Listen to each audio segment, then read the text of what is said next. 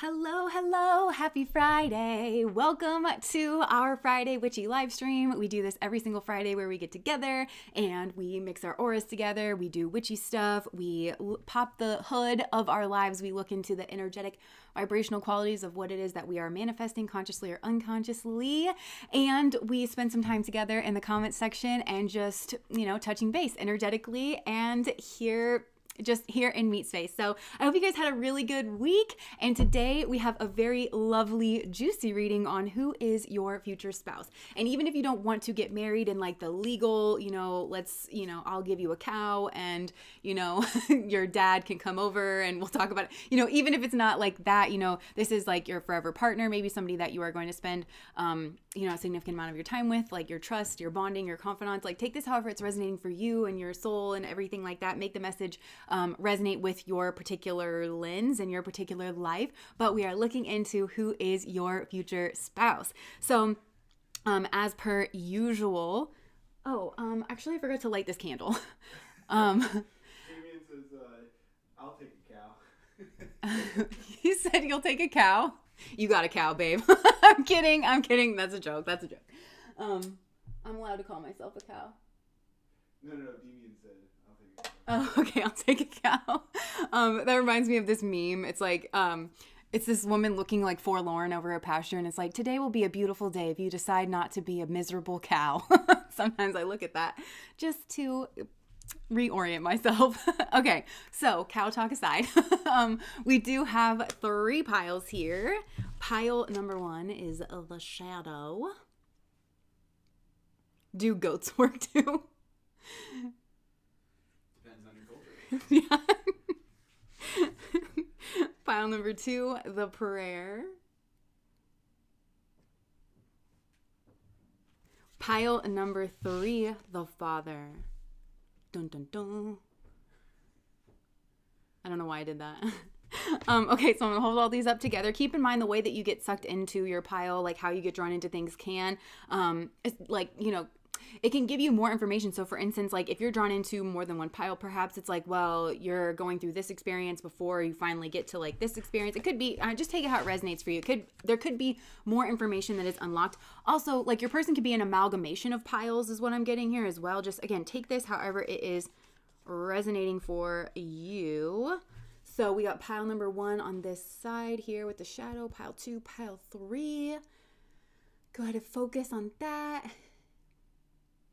Soften your gaze, soften your energy, take a big deep breath, connect with your heart space, and allow yourself to be drawn into the pile or piles that resonates with you and your person and your energy. Oh, you guys are being very nice in the comment section. Okay, let's do this, shall we? Let's do this. Let's get right in. Okay, so pile number 1. I kind of have this trepidatious feeling here. I don't know if this is something that you are feeling, okay? But pile number 1, this is the shadow. So don't get freaked out, okay? But okay, how do I put this? So this to me feels like a very plutonic connection, but also this person, like your future spouse energy, this is very much tied into a particular karmic situation here from your past lives for sure. And there's some kind of like justice that is being sought here out of this situation. And there's some kind of leveling up of all the souls that are involved here in this particular karmic situation. Now, this does feel a little trepidatious to me in the sense that it is not a guarantee that this situation is going to go the way that it needs to go. It's not a guarantee that you are going to end up with this person. But I do actually feel like this is a karmic cycle that you are putting to bed in this lifetime. And we've picked up on this karmic cycle a lot here recently on the channel, but also just like over time, I feel like I've gotten kind of like tidbits of this particular karmic situation where I feel like in a past life, I think you were a female, even if you're not a female in this life, and you're watching this, I feel like you were a female and you were scapegoated. You were treated badly, and I think really badly. Like this, you went through something serious in a past life, okay? And this could have, there could have been echoes of this here into this lifetime. In my experience, like it tends to be whenever we're repeating lessons, like the lesson is never like as intense, because I personally believe that whenever something insane happens, like something criminal, we're talking about ending another person, these kinds of level of things, I never think that's a fated occurrence. I never think that anybody is fated to do that kind of stuff. stuff, we do have free will here. And I think that somebody just snaps or is unable to handle themselves or is unable to, again, Pluto kind of rules over that. They're unable to get a hold of their own psychology, because that Plutonic energy rules over psychology, especially like what's shoved down into the shadow. There's certain things that are unable to get integrated into the personality. Somebody doesn't know how to handle that. And then they do something intense and out of pocket, and that creates some samskara like in your energetic field that needs to be righted. What's wronged must be righted is what I'm hearing. Now this karmic situation here from your past life, I think this involves a group, and somehow you were like a lightning rod here for these people's shadow.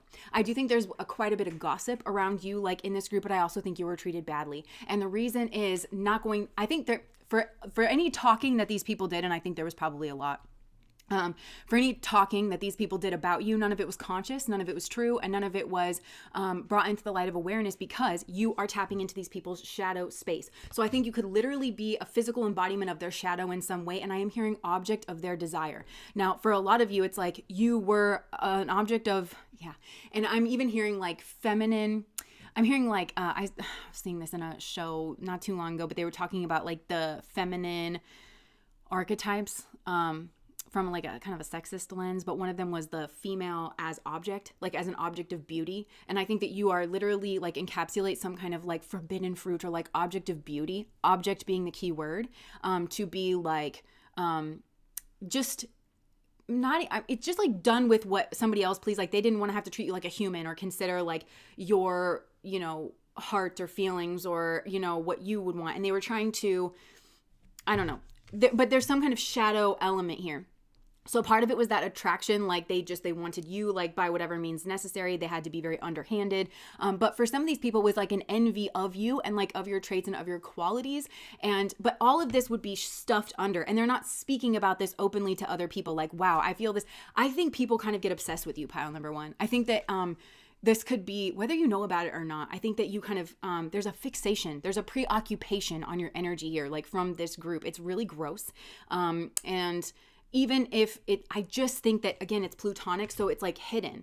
It's strategically being like kind of kept hidden from you, where it's like people kind of, they are acting like they're one way, like they're acting like nice, or they're acting kind, or they're acting above board, or they're acting like they have scruples about them, morals, codes of conduct. They're acting like they would never speak about you behind your back, or like, whatever. But then they're this underhanded way behind the scenes. And they all kind of partake in this because none of them, they all know that they feel insecure in some way, and they don't want to, it's like this unspoken covenant where they don't want to call themselves out on, whatever it is. It's like, that I'm obviously like not up to standards with pile number one, and that still there's this fixation, but I'm trying to make myself cool, but you don't want to call me out on it because you're the same way, or obviously that pile number one is bright and funny and beautiful and smart or something, and that I don't feel that way about myself, but I'm going to talk bad about them, but I'm going to tell you it's for another reason, and you're going to believe me because we're going to have this unspoken kind of covenant. But this went on in a past life, and I think it was traumatic, right? Like Pluto kind of rules over that. So there's this scar, but this future spouse energy that I'm like picking up here in this energy, this person kind of sees through the bullshit. This is a person who is ready on a soul level. They kind of stick closer to the truth than these other people, but they're ready to rise up out of that muck and out of that mire. I feel like this is a person who should have had your back in that past life, in some way, shape, or form, and cast some kind of light into this space, which tells me they might go both ways. Like, so they're around you and they're around these people showing you one face. This person can see this on some level, this future spouse energy. They can see that these people are being one way to your face and another way behind your back.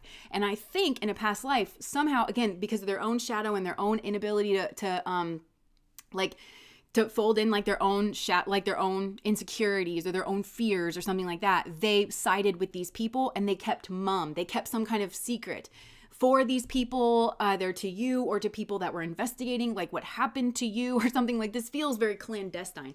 And it's intense energy. It's an intense energy, but this soul that is potentially like a future spouse of yours can see this, and they're meant to do justice by you and prevent potentially something bad from happening, or assist you in understanding and healing from some kind of mistreatment that you had here by just casting light. This person's meant to cast light here on the fact that there's dual energy here. People are not nice to you behind your back. This person's meant to say this to your face. You should hear what people, that person that acts nice to you, She's calling you the B word behind the scenes. It's just important that you know that that's not a person you can trust. I would hate for you to get hurt. It's something here like that. And also telling that person, like, this isn't cool. It's not on what you're doing to this person. Because I see you smiling to their face and then being another way. And I don't think that's cool. You need to have more scruples about you. You need to have some kind of moral backbone. But it tells me that this person may have secrets themselves, like they've dabbled in the darkness. And so I'm hearing the word hypocrite, like they don't want to make themselves a hypocrite necessarily. But like I said, this person's meant to kind of rise up out of this. And they feel a kinship to you. And they feel this kinship to this other group where they've been like maybe on the seedier side of life or done things that they're not proud of. I don't think it's to the level that these people are, because this person has scruples about them, and they're meant to detach more and more from that. And they're more to come over to your side of things. And I'm hearing you just having one advocate in this situation, one true advocate, is going to change like the tide of whatever karmic instance like this. This is very pick on somebody your own size. That's what this is. It's very, and I feel like this person is really coming in to maybe embody some parts of your shadow, and you are this is a very healing relationship. It's got the potential to be, okay? But this spouse energy, this is a very plutonic connection between you and this person who's meant to be your spouse. So it's very intense, and you probably feel a very intense draw to each other. There's probably a lot of sexual chemistry, a lot of sexual passion.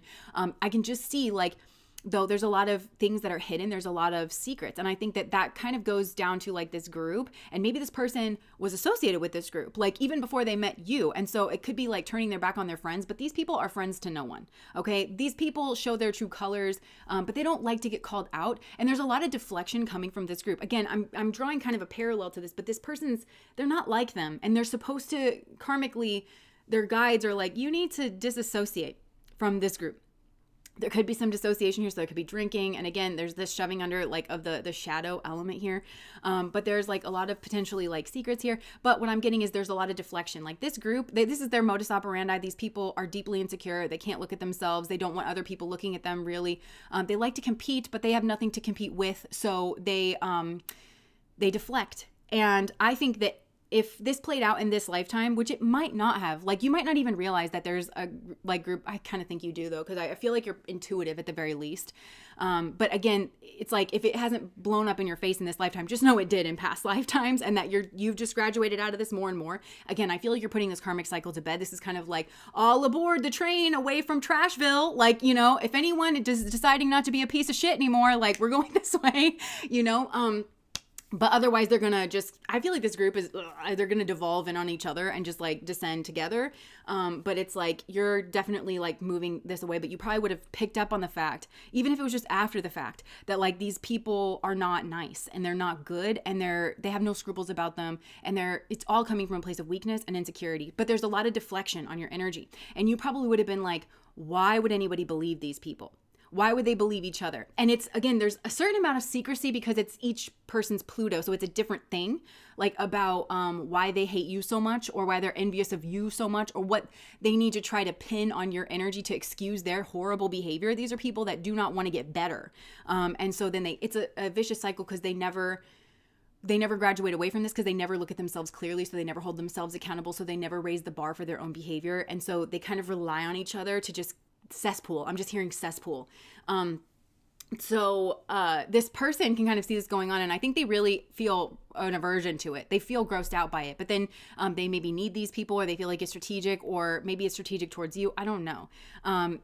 This person that's meant to be your future spouse kind of needs to graduate out of that, because they're like more on the side. But like I was saying, this is a very plutonic connection between the two of you. But I feel like there's something that draws the two of you together, but then there's something that like potentially repels the two of you apart. I think this like goes on both sides. For you, it might be knowing that this person keeps such associations and like has had some kind of deep connection with one or many of these people that you can tell, and kind of even if you don't know what's going on behind the scenes, you just kind of know like these are not people to be mixing your energy with. Like, you're cordial, but you know what I'm saying. It might be something here like that. But I think this has to do with, again, like your own fears. And I think your fears are opposites of each other as well. So I'm kind of getting like the masculine in this situation, which for most of you, this is going to be like your future spouse. It's almost coming through like very stereotypical, like with the genders almost like, and I'm hearing Dr. K in my mind from The Healthy Gamer, which he advocates a lot for men's mental health. And I'm hearing the word alexithymic. So I feel like this masculine energy might be alexithymic, but again, they're coming like out of that, which alexithymic means that they're not aware of their own internal emotional state. So again, and not being aware of their own internal emotional state causes them to get wrapped up in this bullshit, like with this lower vibrational group, because they know better. This person knows that they feel a certain way around you because you're not smiling, and this group might call you fake, but it's just because you're genuinely sweet, and they can't imagine somebody being genuinely sweet because they are very much not. And we all tend to kind of view the world through the lens of ourselves. It's like that can't possibly be real, but it is. So when these people finally can kind of wake up to the fact of who they did wrong and just how fucked up they are, it's going to crash. It's going to be a power moment. It's going to be a punch in the gut, and that's their way to healing. And I'm sure Spirit is going to induce that for them in some way, shape, or form. But they can't fathom you being genuine.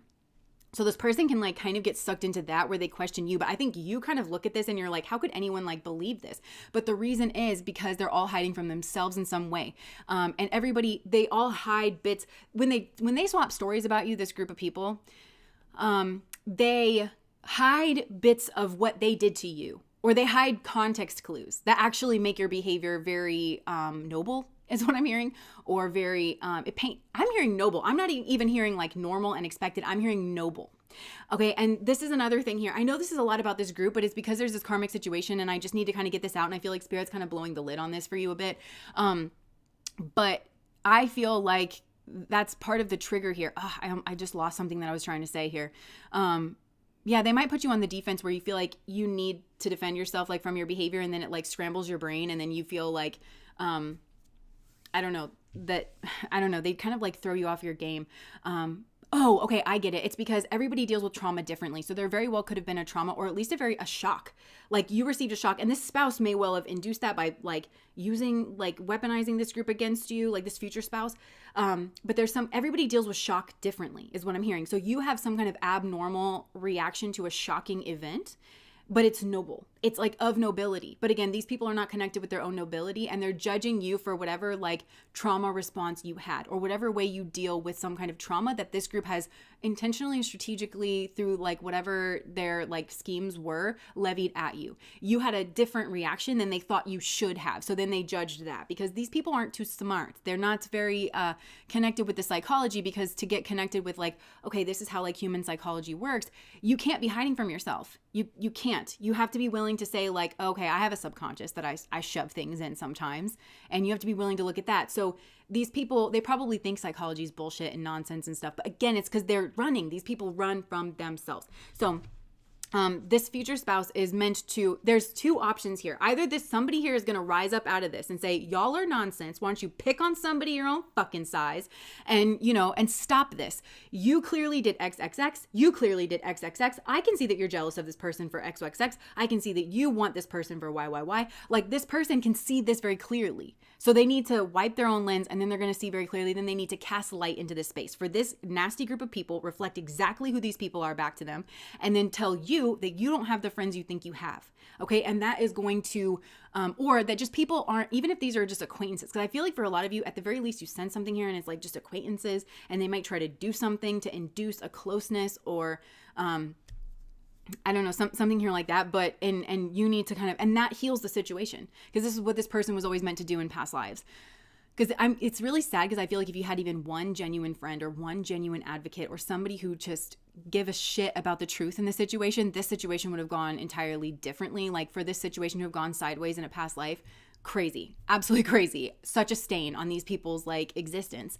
And they want to fix it, but they're unable to. A lot of these people don't, but there is this one soul here, which is why you would have agreed to this incarnation. However, I feel like regardless of whether this person rises up in order to advocate for you or not, you're moving away here from the situation. So potentially you meet another person. Okay. So let's like kind of zero in, because this is all about healing some kind of like traumatic experience, either preventing it, because there's somebody here who can prevent it, or healing it. And this is somebody who's really going to, they're going to have been through their own plutonic experiences. Like they feel a kinship to you here, and they're brave. They're able to like look at things that you don't feel like you can look at within yourself. And this is a person who's just going to sing your heart back to life. And they're very consistently going to be like, you didn't deserve to be treated like that. Only a sick, ill, diseased human being feels like it's okay to engage with other humans on that kind of level. Also, it's only some kind of person who's hurting that sits by while other people do that to other people and laughs or tolerates other people laughing, or a coward, One of the two. So this person's just going to be very clear with you about like, you didn't deserve that treatment.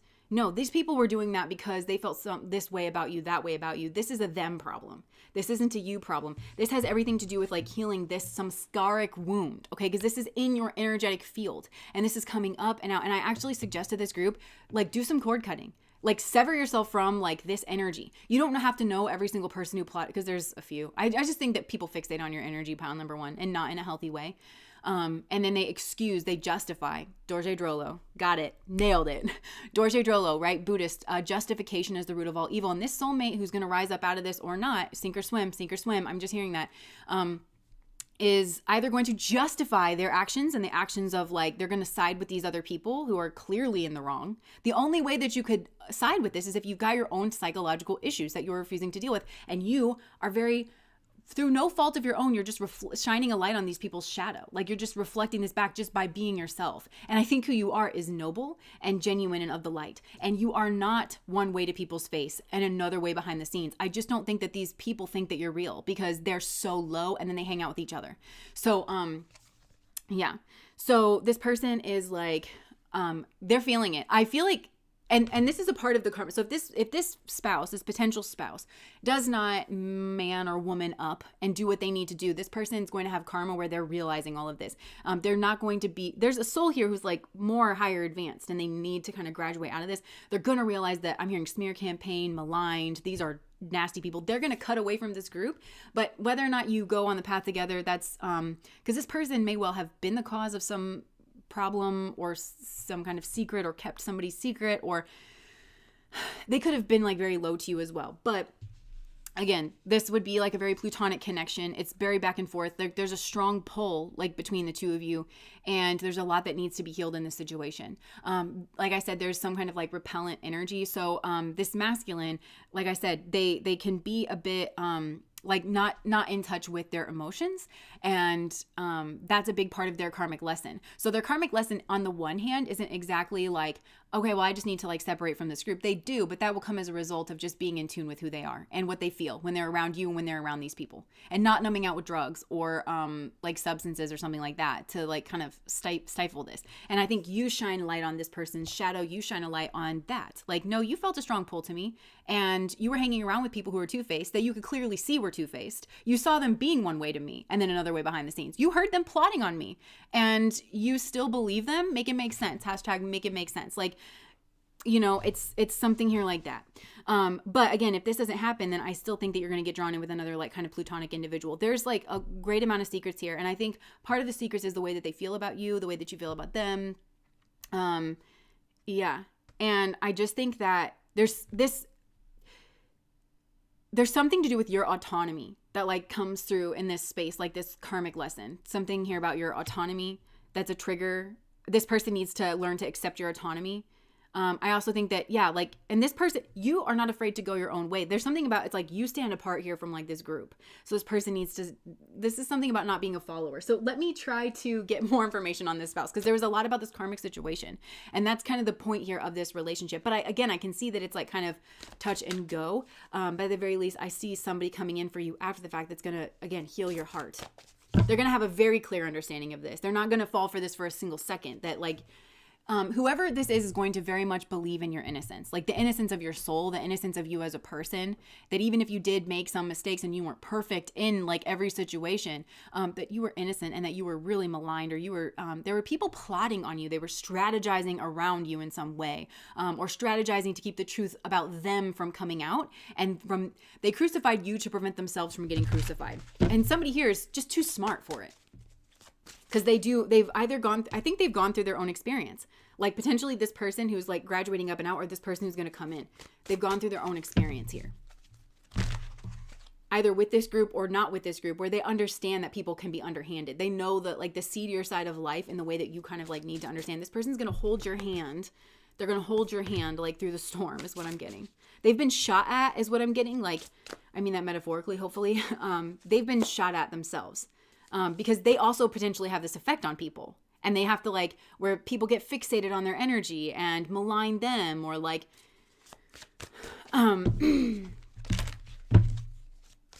okay, so let me just see, like, They're low and then they hang out with each other. Yeah, it really is. It's just this like circle jerk of jerks. That's what I'm getting. Because nobody wants to change. They're all sitting in their own stink. They're all sitting in their own filth. This is a soul group. It's not a soul group. This is a karmic group that needs to, they don't do good things for each other. They they hang on to each other like a life raft, like a buoy in the storm. It prevents their own growth. Like this needs to disband. It either needs to transmute. Oh, this came out in last week's reading, didn't it? Where it's like, if you and this person get together, there's something that this group actually will end up needing from you. And I think that's some kind of transmutation. Again, like, I think this soulmate standing up and being like, y'all full of shit. Why don't you pick on somebody your own size? It gains them a lot of respect. Because I think these people will listen to this person and they need to not be a follower. I really feel like this person needs to not be a follower. They need to step up into some kind of leadership energy and be like, we don't do underhanded bullshit around here. We don't do underhanded bullshit around here. Like, this person needs to stand up, and then that's going to set a different tone. And potentially this is going to shed some kind of light and transmute the energy that this group has going on. I still think it's going to be a very loose association, but it could potentially be useful in the healing process, spiritually speaking. To have that kind of occur. But if this doesn't like work out, this group is going to get disbanded, probably strategically or through this is a group that's going to all turn on each other or like, ugh. Okay, let's see. Who is this person? Like, finally. Not a circle jerk. Yeah, you've been genuinely nice, not covering. That's what I'm getting. Okay. Okay, so who is this soulmate person? Okay, just saw the home energy, obstacles. Okay. Could have obstacles to a home environment. Look, unity with you. They may need to lose. This card is all about, for me, losing a battle but winning a war. They need to lose a battle, but they need to win a war. And this might just mean taking a hit of like, I was underhanded. Okay, but I see that that's wrong, and I'm here to make my amends. Do you want to follow in my footsteps, you fucking losers? Like, you know what I'm saying? Like, this is what a leader does. They lead by example, right? So, yeah, but this person is a fighter. I think this person's mad, or they will be mad at your mistreatment. This person rallies for you. Like, they really do. This person's very inventive. I kind of feel like this might be the two different options, because I think you have two different options. If this person doesn't get their stuff together, then you have this other person who is, look at that, protective stance. And also, this Vulcan energy, I'm pretty sure he's linked to, at least in my mind, he's the husband of Aphrodite, whoever this man is. And Aphrodite is, again, Venus. And this person is very protective, right? Like of Venus. And again, is very skillful and just no nonsense. Look at those eyes. Look at those eyes. It's like, I'm sorry, you want to be underhanded?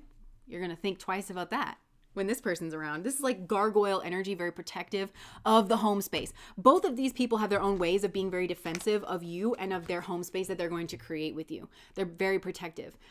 So this first person here, like, they may have lost somebody, or they've been through something here, like with a partner. And it somehow like made them a fighter. Look, power. These souls, they're connecting with their own power. Pluto represents power, but there needs to be a transformation here. So this is very deeply a soul connection, but this feels like a karmic soulmate. The first one feels like a karmic soulmate. And like, I don't mean to challenge your own labels. Like, if you feel like this is a twin flame, like, it definitely could be a twin flame. What I mean is, like, there's that element of two peas in a pod, that soulmate energy of like, we're copacetic, we get along. Obviously we go together in some way, like we're similar in some way. In a way that's like very distinct. It's obvious that we're two peas in a pod, but then there's that karma attached to it. And that's that Pluto of that like drawn in but repel. And I do feel it's because you don't have the truth about something here about each other. And I didn't really get onto the feminine side of it, but I feel like for the feminine wants love, and the feminine wants like genuinely like a genuine love. So there could be something about this masculine energy. It could be his associates, or just something like where she feels like he's commitment phobe is what I'm getting, or like she's gonna have to trust him, and you know, she doesn't want to be played with. You can see why, like, she picks up on the energy of that, especially if he's associating with a certain group that's playing on her.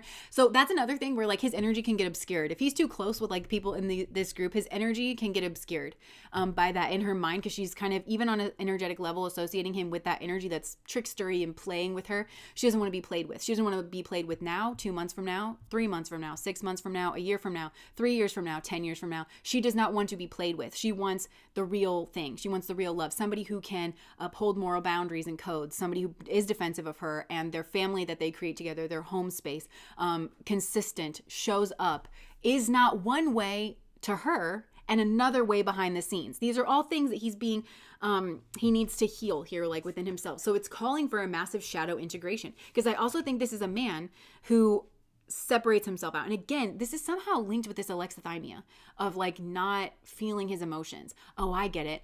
Because I'm also hearing like Dr. K in my mind, where he talks about, like, again, men who are not taught how to manage their emotions, which a lot of men are not, like in certain cultures, they have ways of shutting off their like deep, unpleasant emotions. And sex is one of them, because it just shuts off the negative emotions that you're feeling, because it's highly distracting. Interestingly enough, pornography, because I can't say that word, does the same thing. Like, you don't even have to engage with it in the traditional way that you're thinking about. Like, just having it on, just looking at it, stops negative emotions. So this person drinking numbs out. The cure to pain isn't something you find at liquor stores. Nah. Like, so this person may lean heavily on these things. Substance abuse, those kinds of activities. And what they're trying to do is they're trying to manage their emotions, because I'm really getting that this man is not a bad person, and he doesn't like that side of himself. I feel like he tries to fight it, hence why it's in his shadow, and he tries to hide it, and he tries to numb it out, and he tries not to look at it, and he tries to sweep it under the rug. That's not the way it goes away. And so this is somebody who's traumatized themselves, they traumatize themselves is what I'm getting. This person, I think, causes these traumatizing events, because when this person's shadow blows out in their life, it's always shocking, because it's like, that's not who I am. This person has a deep knowing in their soul of like, that's not who I am, but they don't know what's wrong. They don't know why they keep fucking up. And it all comes down to the fact that they can't connect with and manage their own emotions in a genuine way, in a healthy way. And I'm going to feel this fully. I'm going to cry if I need to. I'm going to be my own best friend. I'm going to journal this out. I'm going to have somebody that I trust that I can go and talk to with, not this group of people. But, and that's another thing, is like, I feel like he gets himself around people that are, I just heard no do-gooders, but they act like they're do-gooders. So he falls for the trick. He falls for the trap over and over again of people who, I'm hearing the word ne'er-do-well, but he falls for the trick of people presenting one way and then being another way, because he has not healed this in himself, and because he's not connected with his emotions. Because I feel like he's probably very intuitive or very emotionally intelligent. He just wasn't taught how to navigate that side of life and that side of himself.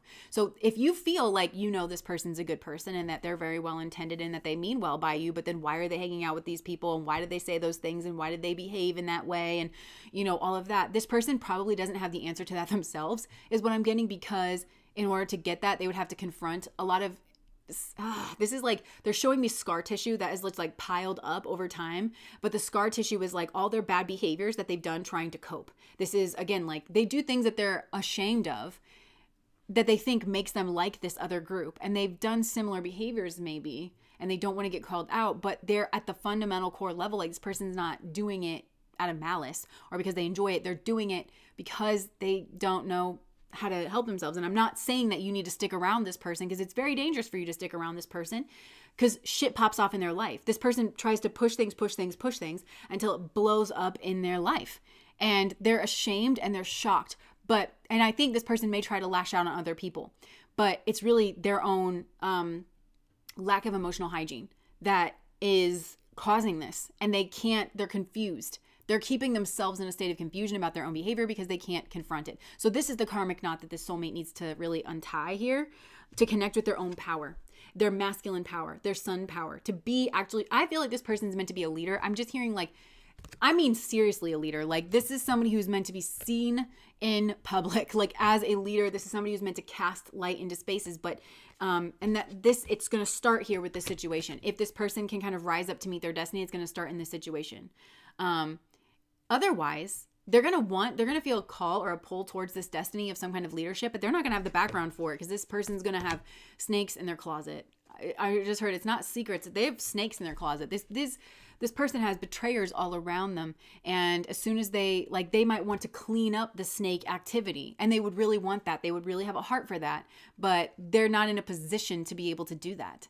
Okay. Like, they kind of need this experience because they need to see what it is that they're like. So I think this person, basically, like, they could be a politician. They could be called to some kind of like politician, to be a politician of some kind, or to be to lead a movement, or to work in some kind of field where they need to be shining a light on something. They need to be very clear-minded and clear-conscienced in order to function like fully. That's this person's destiny. They're connecting with their masculine power. You are the vehicle, or you are. They need to clear this up with you.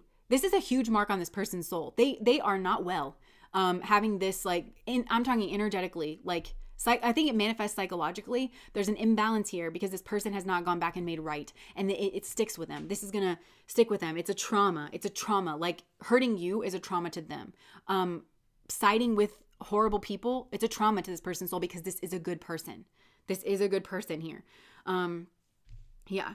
And so this person, if it's not going to be this first person, the person that you end up with, I think has a very similar story where they've had to stand up for somebody. They've had to cast the light on, you're going to be with somebody basically who has passed this test within themselves and has stepped into their masculine energy and who is skilled and strong and defensive here. And, who heals this? Because I'm kind of getting with this hypnos energy, this is that confusing energy. I'm just hearing hey, assholes, let me help you not be confused. Okay, the reason why you're so horrible and why this person's behavior is so baffling to you is because it's trauma. You caused a trauma in that person because you've been smiling in their face.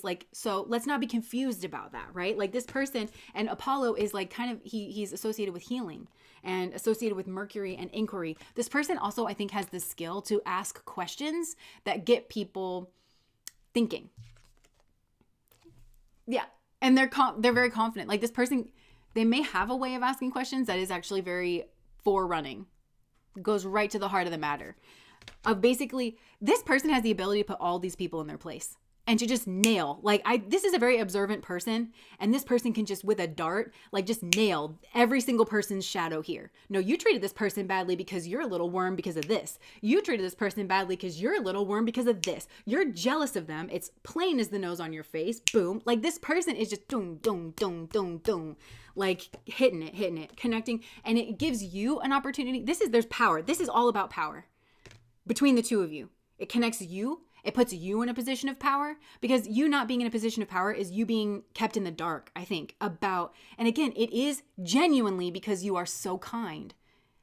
It's a mirror going on between you and this group. This group is so nasty that they cannot fathom that you are a good person inside and out, to their face, behind their backs. They're really, I'm hearing they're in a fight with themselves because you are rooting for these people. That's why they're going to get such bad karma, is because genuinely you are in these people's corners. Genuinely you love to see them succeed. These are people that will get jealous when you do well. They will hate you. I'm hearing from Divergent when Triss gets attacked. You cannot make this up. I'm telling you, I think this happened in a past life, unless it happened in this life in some way, ambushed. And it's one of her friends that's wearing that mask, right? He tries to throw her over the cliff because she's rising up through the ranks and he's falling through the ranks. And obviously they're competing for a spot, and they're going to be basically disenfranchised and homeless and outcasted, if they don't win this. So the stakes are really, really high. But she's sitting there, and again, 4 is tending her wounds. That's what I'm getting. He's tending her wounds. He's cleaning her up. He's making sure she's safe and dry, and she stays with him so that she isn't worried about being attacked, right? And she says, I can't believe how. She's sitting there in shock, and she's like, I can't believe how. I can't believe he acted that way. And he goes, you're climbing up through the ranks and he's failing. It makes him hate you, and it makes him hate himself. Fear does something funny to people like Hal because he's weak. But fear doesn't shut you down. It wakes you up. I've seen it. And I feel like that's you. This, connecting with this, because you didn't realize that you need to be on your defense. Because when you're friends with somebody, you mean it. And so I think you didn't realize that. And I think that's what's going to connect you on your power. And it makes you sharp, and you're like, no. And so then this kind of hones in. So this is connecting you with your own power here. But it's through some kind of very difficult storm. And this is going to make you a gem. You are always a gem, but this is going to harden you in some way. That's actually making you multifaceted and makes you shine even brighter. The very fact that you behaved a certain way in the face of all of this. And now I'm hearing from Mulan, the flower that blooms in adversity is the most rare and beautiful of all. You are very rare, and you have, again, multifaceted. And I just don't think you like to click into your power side. I think you're a person of diplomacy, and you're like, if we can work this out, let's work this out. These people have a lot to learn in general. Bottom of the barrel kind of people. These are young souls, I think, best case scenario. Or they just have a penchant for being very low and underhanded, and they feed on that, and they recharge in that way. They don't know another way, and so I'm just hearing God kind of put you and this other person in their life, and you're the higher one, and this person is kind of the bridge between the two. And this is a formation. to help these souls, because we work for the light and you're nobody's sacrificial lamb. These people need to get their shit together, and you are fully supported in moving away from this. Look, Helen of Troy beauty. You know, smoke follows beauty, baby. Yeah. And this is about connecting you with your self-esteem, and also this person here as well. But this person, your soulmate, is going to realize that you were in a bad situation, and they're going to coax you back out of your cave. A cave you might not have realized that you even put yourself in, because trauma does funny things to people. So you might not have realized that you pulled your energy back after these experiences. Like, it changed you in some way. Pluto, change. So there's a part of you that died. And I don't know. Sorry, I'm going to sneeze. There's a part of you that died. It could be a sweet, innocent part of you. It could have been dreams that you had. Maybe you no longer believe in the world, or you no longer want the things that you want after you experience this, like that you wanted before, because you just don't believe in. I just heard it knocked your faith, like in people, in the world. Like, again, I just don't think you feel safe in the world, and that's going to change you in some kind of massive way. And it will move you away from this old soulmate if they don't have their shit together. This trauma, you're not okay, and you need to kind of go somewhere else. And I don't metaphorically, and that's where potentially you're going to meet like this other soulmate and then find your balance. And Vishnu is like that husband kind of like figure, right? And yeah. And then this other person's gonna be like, whoa. So I feel like not a lot came in here about like the physical traits and characteristics here, like of this person, like your soulmate energy. And I don't even think that's the main focus between the two of you. There's clearly a lot of sexual attraction and chemistry. Please let that be your guide, like somebody that you feel that pull towards, but then there might be an experience where it like repels you from this person, or again, they're going to all of a sudden be repelled from this group. I feel like that's the test. Are they going to be repelled by you, or are they going to be repelled by this group? Are they going to pin the tail on the jackass, basically? Yeah, look, I just looked down and saw this. You inspire me to be a better person. Or they're going to have to let you go. Look, I love you. This person loves you, and they need to connect with the fact that they love you. Or there's something that's going to go down here. It's going to traumatize you, I think. And this person is going to either be repelled by you and be like, oh, I knew it. This person's different behind the scenes than they are. Instead of, I've seen that these are two-faced people. You know what I'm saying? So this is some kind of test, like for this person's soul, and they're not going to get away with it. They're not going to get away from it.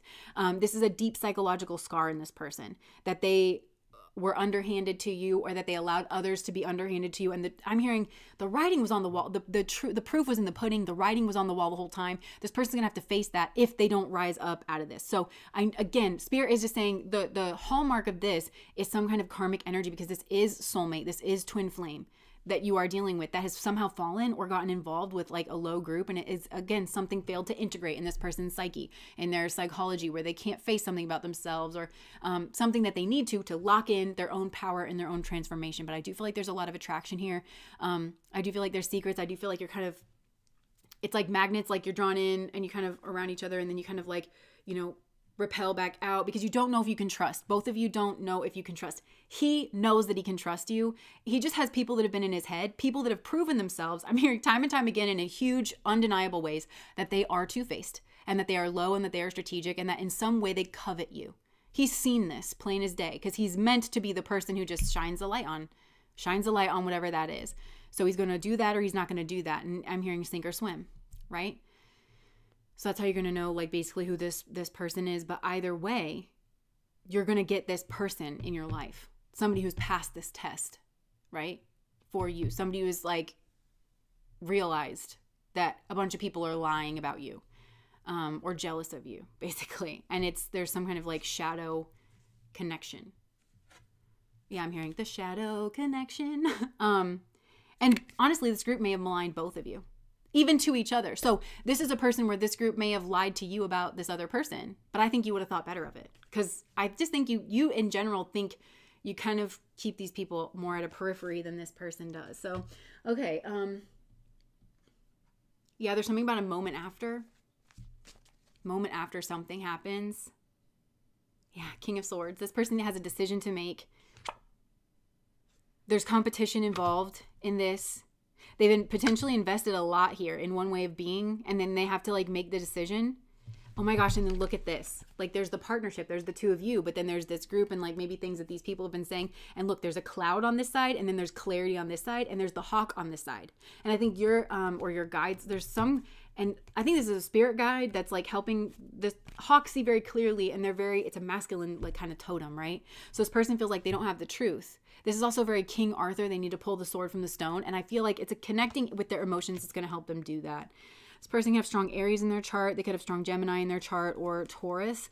It's that beginning of the zodiac kind of energy.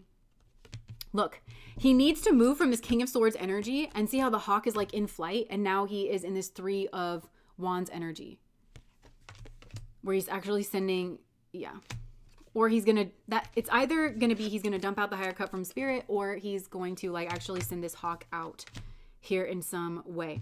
And it's going to be very healing for this person, healing their perspective. I feel like there's something here about emotions, like you pouring your emotions into this person, or like I think you need to see this spousal energy here stand up for you, declare who he is out in the light of day, and to say these things. I think there's a clarification of his soul that needs to occur. And that's why you would have incarnated into this life in this formation. But there's something he needs to say. There's a decision that he needs to make out loud to clarify to you who he is. Once that happens, I think that there's more trust here. And I think that you're going to pour into him in some way with your emotions. That's going to heal his perspective on things as well. Because he's trusted the wrong people too. So that's what I have for you guys, pile number 1. I feel like, again, I'm trying to get more like, characteristic information of who this person is, but spirit just keeps saying like they really want to highlight this scar. There's a huge psychic auric scar here, and you would feel all these things. It's a very intense connection between the two of you, and there's a lot of healing, and you probably would have felt betrayed by this like you've been betrayed in this group, whatever. I would expect no less, because these are low people.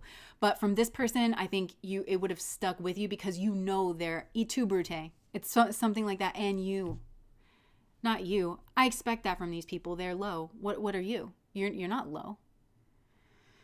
This is, why won't he be the king? I know he is the king I see inside. So that's very much Akuna Matata. So he's like hanging out with a warthog and a meerkat and trying to live the good life, trying to numb out. And it's like, you're a lion. You have things to do. You're supposed to be the leader of Pride Rock. Like that's, yeah. Okay. Like a fallen angel who needs to seek redemption. Yeah, this is some type of fallen angel. But there's secrets though. So you would just get little whiffs of it or, but I think this person has a limited amount of time to make right with you, and then spirit's going to blow the lid on this. Because remember, this person's in a habit of like stuffing their emotions down and then it coming up in their face. And then they're like, oh, I feel so betrayed. But it's like, they're doing it. They're causing it. And so everybody here in this situation needs to pin the tail on the jackass. A lot of these people need to realize that they've been the jackass because they've been two-faced. The nerve of these people to be two-faced in such an obvious way and then accuse you of being two-faced.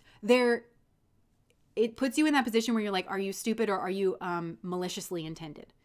That I've talked about that in the readings, that there's people in your life that will put you in that state where you have to be like, are you truly ignorant? Like crazy ignorant.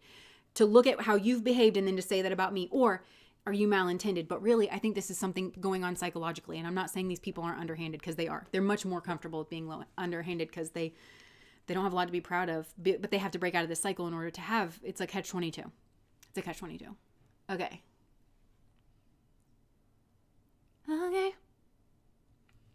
Eat your shade. I don't like people like that. Neither does your person. I just don't, they associate with them because they don't think they deserve better. Okay. Whew. Man, Spirit is bringing the messages today. Pile number 1 is over. Thank God. Okay. Okay, well, actually, let me just, do you have any advice for us or what energy we should lean into? Yeah, I do, actually. I think this is about trusting yourself. Spirit has your back on this one. Like, I do think that certain things are going to play out because everybody needs to kind of figure out what side they're on. And I mean on a cosmic level. Who do you side with?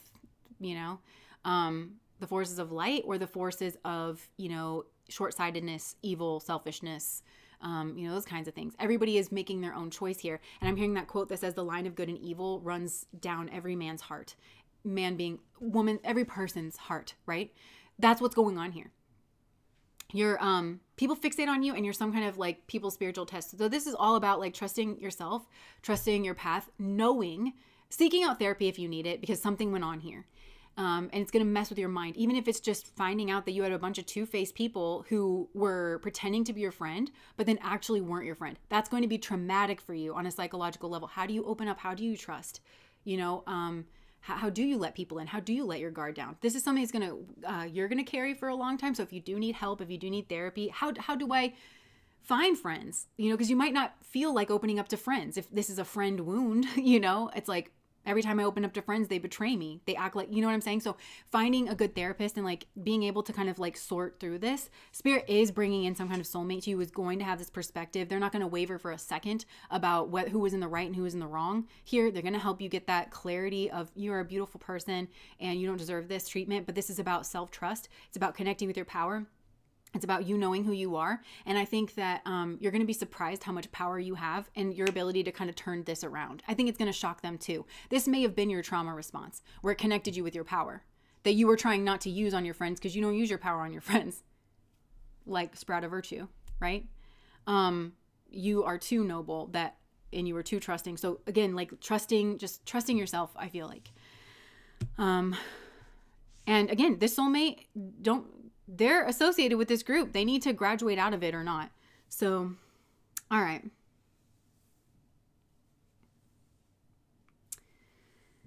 Okay.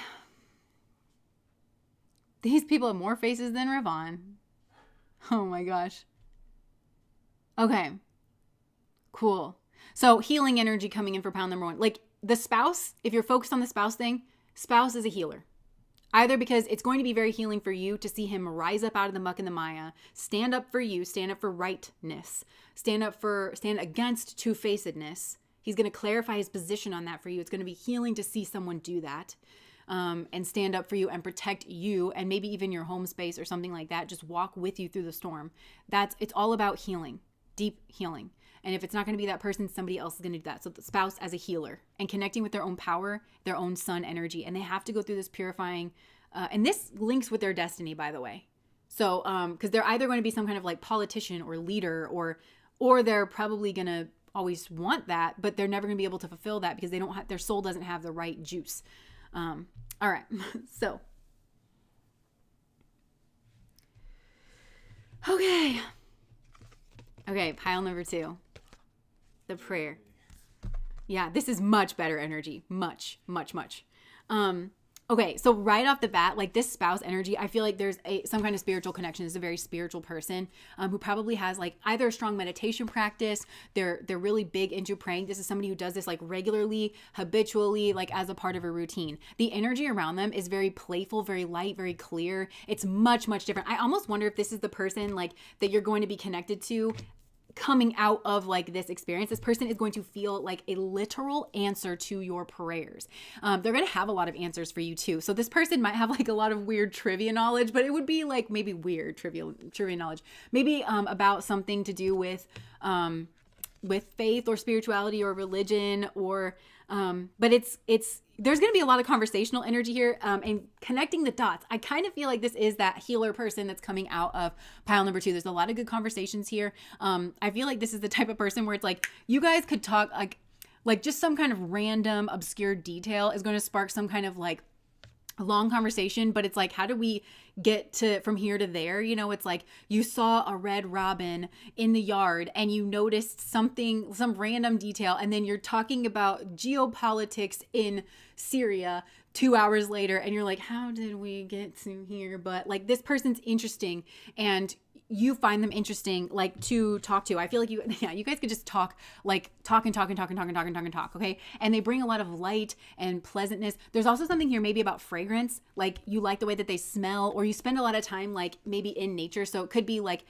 when you're first dating, you like, maybe it's like spring or summertime, so you're sitting outside like eating, and it's like the smell of the freesias like coming in. There's something here like, and I'm hearing that's kind of literal. Like I think whenever you connect with this person, there's something about like that nature energy or literally the wind or breath of fresh air. This person's a breath of fresh air, but I feel like that's somehow literally mirrored in the way that you actually do meet this person. Now, I actually think that you had to level up in your soul quite a bit in order to like see this connection, have this connection, meet this person, like honor this person in order to, yeah, like, cause this is like full-bodied prayer energy. So I feel like This is like after you've gone through some kind of natural process of prayer, and they're kind of linking this to manifestation, but that you wouldn't have been sitting there thinking like, I'm going to manifest this person. You would have been praying. You would have been healing probably after whatever experience. And for some of you, that traumatic experience was literally like with your family. Like you could have been the scapegoat of your family, you know? And so like once you became an adult and you graduated up out of that, and your dad didn't advocate for you because he was your soulmate energy that was supposed to advocate for you, and it was supposed to make your childhood a lot better or something, like, and you really like would have been praying about this or healing or going to therapy and understood like certain things in order to move yourself, even just energetically, like disassociating. That's like what I'm getting, like pulling your energy more and more away from like this nasty energy. That's when you're going to meet this person. But there's been a major level up here in this energy. I feel like this person's going to feel like home to you.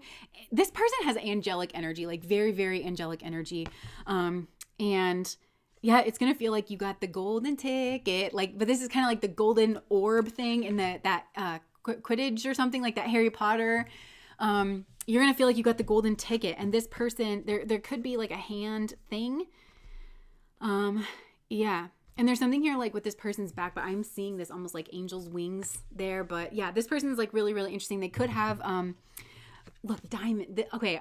I was thinking maybe they have dark hair, but this is a diamond in this man's mind, like diamond energy, like coal turning into a diamond, like under pressure. So I feel like this person has a beautiful mind, multifaceted, beautiful mind. And yeah, I feel like you both inspire each other. Like this is a good match. This is a really good one. Okay. So, you might be intimidated by this person at first, or maybe they are. Turn of fate, divine intervention. It is absolute fate that you met this person.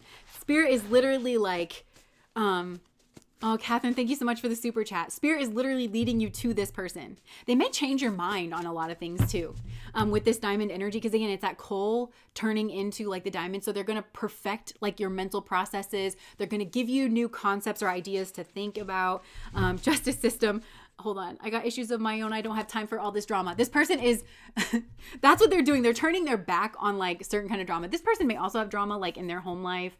And they're like, I think even if this person has like loving feeling, this is a loving person, okay? They still recognize that they've got to put their own oxygen mask on before they can like be helpful of other people. I do think there's like somebody from their past that it's like they need their help, and they're like, I understand that, but like I also need help. But it's like the karmic justice system I'm feeling like that's bringing this person into your life. Please listen to my side.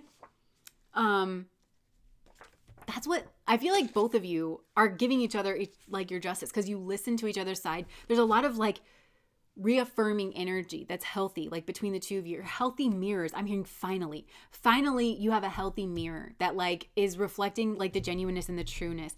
But yeah, it's like, this person does not have time for drama. Like, and okay, I'm also hearing that small minds talk about people. That's the first pile. Small minds talk about people.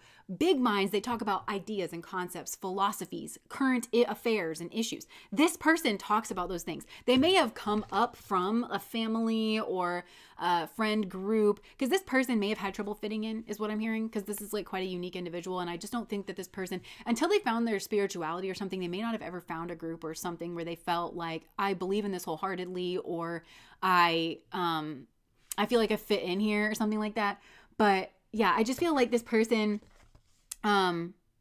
they talk about philosophy. They talk about higher order things, which is why the two of you talk forever.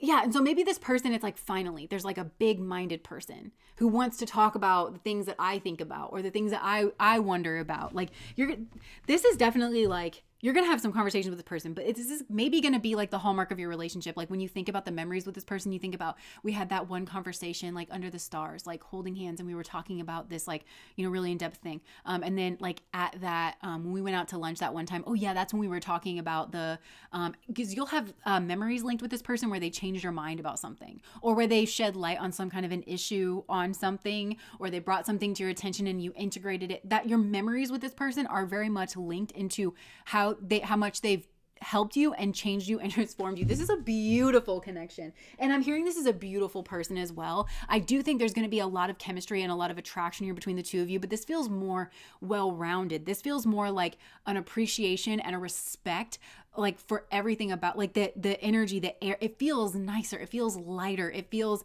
I think you really like the way that they dress and like their whole being. This isn't like so focused. Like the first pile, there was a lot, like, again, it was that plutonic. It was like very unstable. It was like, we come together, but then we like repel apart, and like, we can't, it would take just the right touch to like make that stable, you know, like with this person, it's just, you know what I'm saying? Like, it's just stable. And there's just an appreciation, like you think this person has a beautiful heart, a beautiful soul, a beautiful mind, a beautiful face, beautiful hair, beautiful body, beautiful countenance, beautiful way that they like kind of, there's just almost like you kind of just want to step back and just admire this person. I think you almost can't believe a person like this exists. Yeah. And you meet this person after the devil, after you fight the devil, basically, and you feel like ransacked or left out in the cold. Crisis of faith. Like, I'm also hearing some kind of crisis of faith where maybe like whoever did you wrong, these were like good old boys, traditional types of people. They really maybe talked to you about their faith or how like, yeah. And this, yeah, from your past childhood, this for some of you is like family that left you out in the cold, family that you felt like ransacked you or like left you bleeding is what I just heard. And so you're navigating away from this. You've connected with your own power. You've resolved yourself to move away from this. You know that you deserve better. At something here has ended. Look, and then you run right into this person's arms. And I think that, again, there's some kind of, this person gives you the stability to break away from like some kind of negative soul group. And you may well do this for each other. This is the builder energy. So you've overcome some kind of sabotaging energy. This is the builder energy. You may well live in a different place. Like that, you and this person may just decide to move because you are like, you know, there's too much negativity going on here. They're going to get you up physically up and out of some kind of situation, or you have to do this. You have to like boss up. And once you move, you're going to meet this person. And maybe you only thought that you were going to be in that place for like a little bit of time.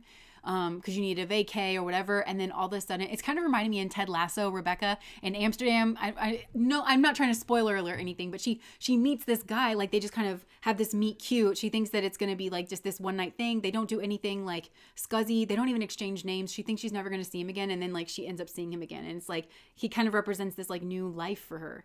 And because it was put in her life like very much by the divine. That's who like this person is. They may be going through a period of maybe financial instability, but this doesn't feel like it's connected to their soul. It feels like they're trying to decide what they want to do. So you may well meet each other in a period of transition here, where both of you are kind of making decisions, but this feels like it's very pentacle. So it's like, what do I want to change careers? What do I want to do for a living? Where do I want to live where do I want to live?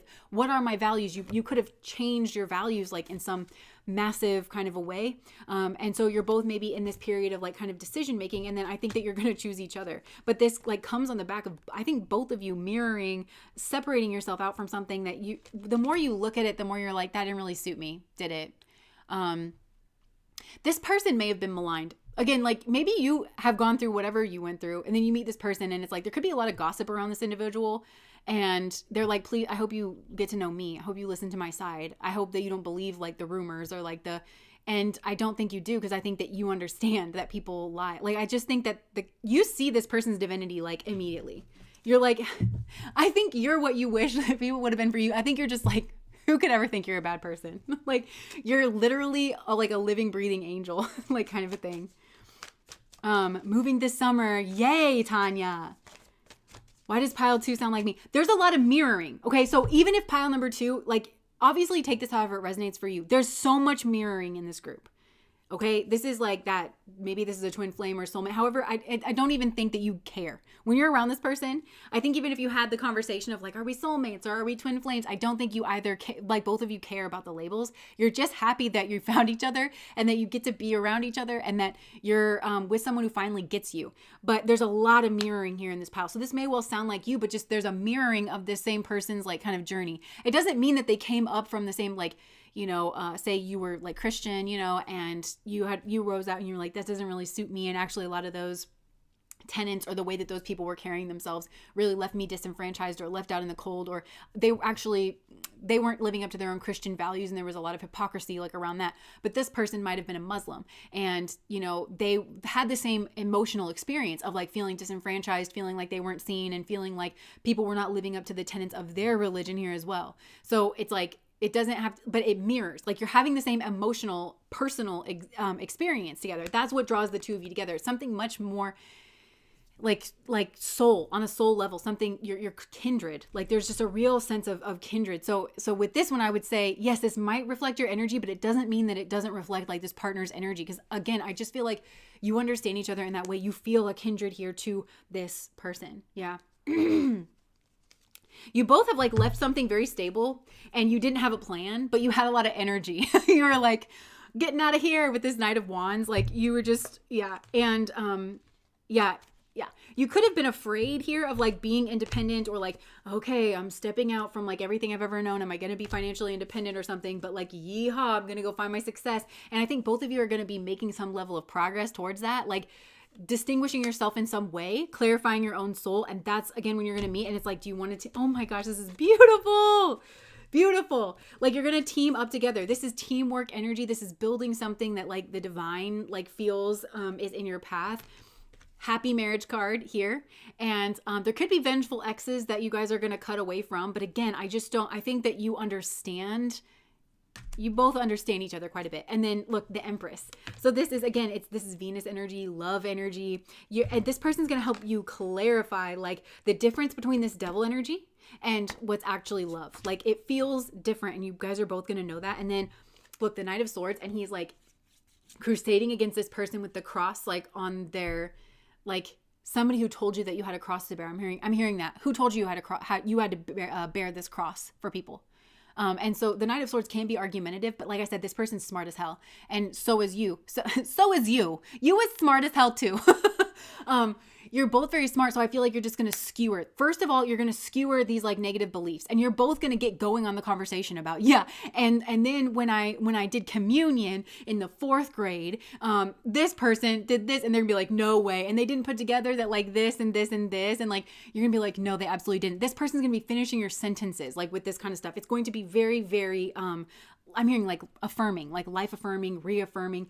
So first of all, you're going to be sorting through these things like together, but then if somebody needs put in their place, this person may well do it for you. Like even on accident, maybe even just by their presence or like their existence, like where one of your family, like say you go back for like Thanksgiving or something, and one of your family members wants to try to take a shot at you. This person just very deftly, and maybe even without trying to, just like nopes that.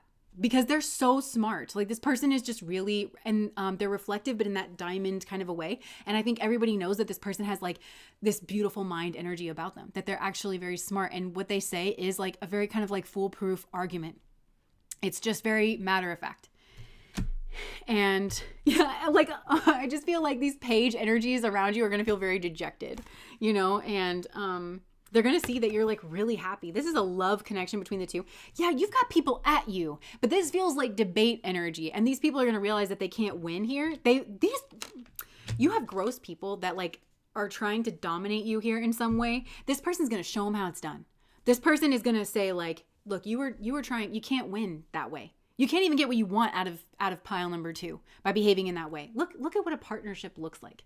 We've built a lot together. Like you can't argue with the success of this partnership is what I'm getting. You just cannot. And look at this, the strength in your bond. Oh my gosh, this is so beautiful. This is divinely guided. This is a divinely blessed union. This is going to lead to marriage, I'm pretty sure. This is going to lead to marriage, but this is also like, yeah, like you love every part of each other. Like see how much they love each other? And like that lion energy is supposed to represent like those kind of lower natures. But this, to me, it's like there's a connection here with the throat chakra where I think you do this for each other, where it's like you have a feeling, but you've never been allowed to express a certain feeling. This person will just naturally do it. And you will do the same for them. And it's very protective and it's very like strong. And you just have this bond. Like you just have this bond. And I just feel like people who are trying to strategize around this connection, they just get caught in their own trap. And they're gonna have to like pour out like their hopes, because some people are just so underhand. And if this is the soulmate that we are picking up on in pile number 1 who couldn't get their stuff together, and this person's still in this underhanded energy, like they're just going to get caught in their own trap here, because it's compared to this other energy, it's kind of grubby. It's kind of like, yeah, they're going to have to walk away here because it's going to maybe make them mad. Like, or again, this is that group, whether it's a family or whether it is some kind of other group that was being one way to your face, but really talking mad shit. It's gonna strengthen your position here. And I just feel like somebody's gonna come in, and if you're still around, whether this is a family or somebody else or like a work group or something, and they're going to prove them wrong. Like, this person is gonna prove that you are committed and that you're not a dog, or that you're not the way that other people were portraying you as. This partnership speaks for itself. It's going to clear up the record is what I'm going to get. Because you can't, there's something about this where you can't fake it. Like, you can't fake the kind of love that the two of you feel, and you can't fake your behavior in the situation and their behavior in the situation. Like, this is healing. This is very healing. And I just feel like there's a lot of people who maybe, again, like they're feeling very shameful. They're feeling because they betrayed you, maybe sexually, or they try to get some kind of quick result with you, and they're feeling heartbroken. Like, I think this pairing on both sides, it leaves people heartbroken. I also think you both might be really good looking. Might be good looking. Yeah. It's bringing up, so it's serving a divine purpose too, because it's bringing up these people's like fears and the things that they tried to, yeah. And I think a lot of people, there's a lot of mirroring going on here. This is very, very, very healing, very healing. So anything else? This is a very heart-centered connection as well. Look, dreams coming true. That's what I'm telling you. This person's going to feel like an answer to your prayers, and you are an answer to their prayers. And it's putting some really bad, nasty people in their place.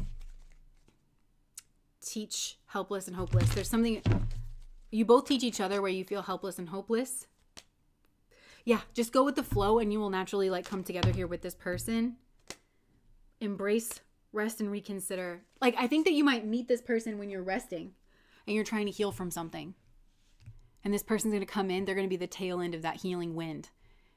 There's a wind connection here. Somebody here could work with a wind god, but they didn't like piss it off or anything. This wind god loves them and like has brought them to you. And there's something about wind in a good way.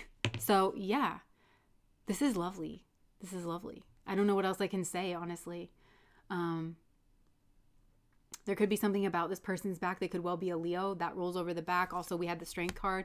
You're going to be drawn to each other's strength, and you're going to fortify each other's strength. I think you're going to immediately see good qualities in each other. I think, yeah, you're just going to know that, like, people obviously relying on you. Obviously. Cool.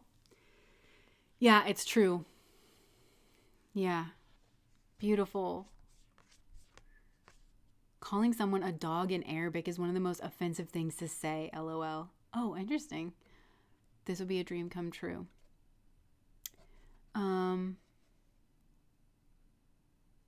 Okay, so I love this for you guys, pile number 2. Like I said, I don't have anything else to say, and this needs to be experienced.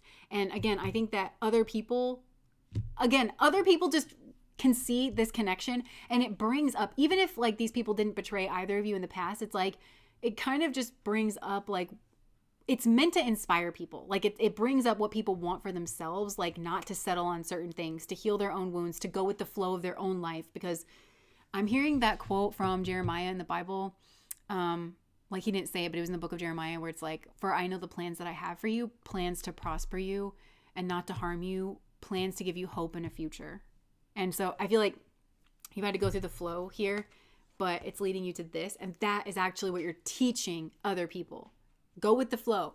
Trust that there is that kind of divine plan for you. Trust the process. And it's going to lead you here to this, this kind of energy. So I'm going to leave that there, pile number 2. Yay, pile number 2. That was so good, especially after pile number 1.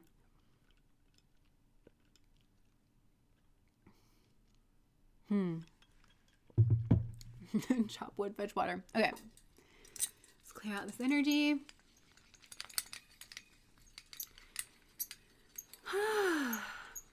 That was so good. Like, I'm scared to move on to pile number 3, but I shouldn't be. Okay. Pile number 3. Okay, so this is like this father energy. And I'm immediately drawn into this too. So I'm kind of getting Taurus energy with that, but I'm also getting Gemini energy because I'm picturing like, Gemini is often pictured as like the two holding hands. Thank you so much, Araceli, for the super chat. So that could be like the Taurus Gemini cusp. Like that's, one thing. Oh, or there's like just two sides to this individual, but it's not necessarily in a bad way. There could be a father connection here. So for some of you, this is going to be for some of you. There could be some kind of connection with the father. Thank you so much, Brandy, for the super chat. Like this person reminds you of your father, or they're the exact opposite of your father. For some of you, you may have kids with this person, but maybe you had kids with them and you weren't sure that you guys wanted to be together, or you weren't married or something like that. But like the two of you will end up getting married and like settling down. Or this person could have some kind of story here with their own father where they're nothing like their dad. Or their dad left, but this person is like staying around or something like that. There's some kind of father connection here. They have two sides of them, but this person's two sides are really beautiful. So I'm going to pull some more cards here for this. You might well be confused about who this person is whenever you first meet them. Or this could be a person that they first present one way, and then when they so for some of you, it's like you could have known this person at one period, or maybe you kind of briefly knew each other, and then you come back into each other's lives, and this person is somehow different than the person that you remember them as. And for some of you, it could be because they are now a father. Like something here has like deeply changed this person. But they have two sides of them that this person might well be very different when they're in the home environment, but than when they're out like external. But they're very different than the way they have two very different sides. But again, they're complementary. They do make sense. And this person's been through a lot. This person's been through a lot of grief. I knew pile number 3 would include children. Yeah. I'm hearing take a chance on me. So this person, like, it might feel like taking a chance. Okay, like there's a lot of love here in this pile.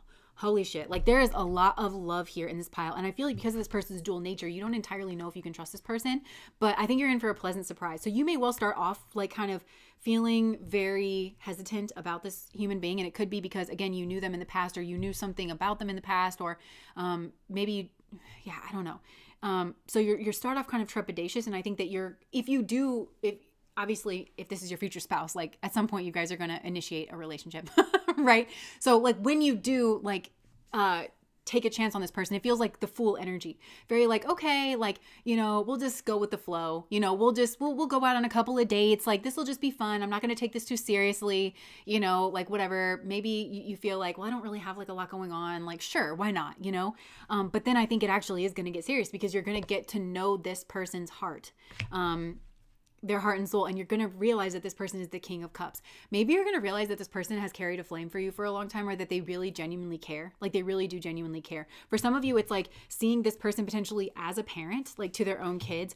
Again, you're going to see that this person is actually genuinely very loving. Or maybe you thought this person was a fool energy in the past. But even if they were that negative fool energy, where maybe they were just like impulsive and like whatever, that it's really tempered out to where this person can surprise you, and they're funny and they're fun, or they may catch you off guard where it's like I don't know, but it's not in a bad way, or it's not in a destructive way. And it's actually, maybe this person surprises you as like a way of showing you that they love you. Like you come home and this person's just like got a wild hair up their ass and like made some kind of like dinner, but this person surprises you like with their love or something. That's like what the shock is. Oh, nice. Yeah. And I just want to remind you, because Noir just said this is an extrapolation of pile 2, at least for me. Hence, I got both tonight. Yeah, because there can be an amalgamation here between the piles. So keep in mind that like there can be a mixture here. Yeah.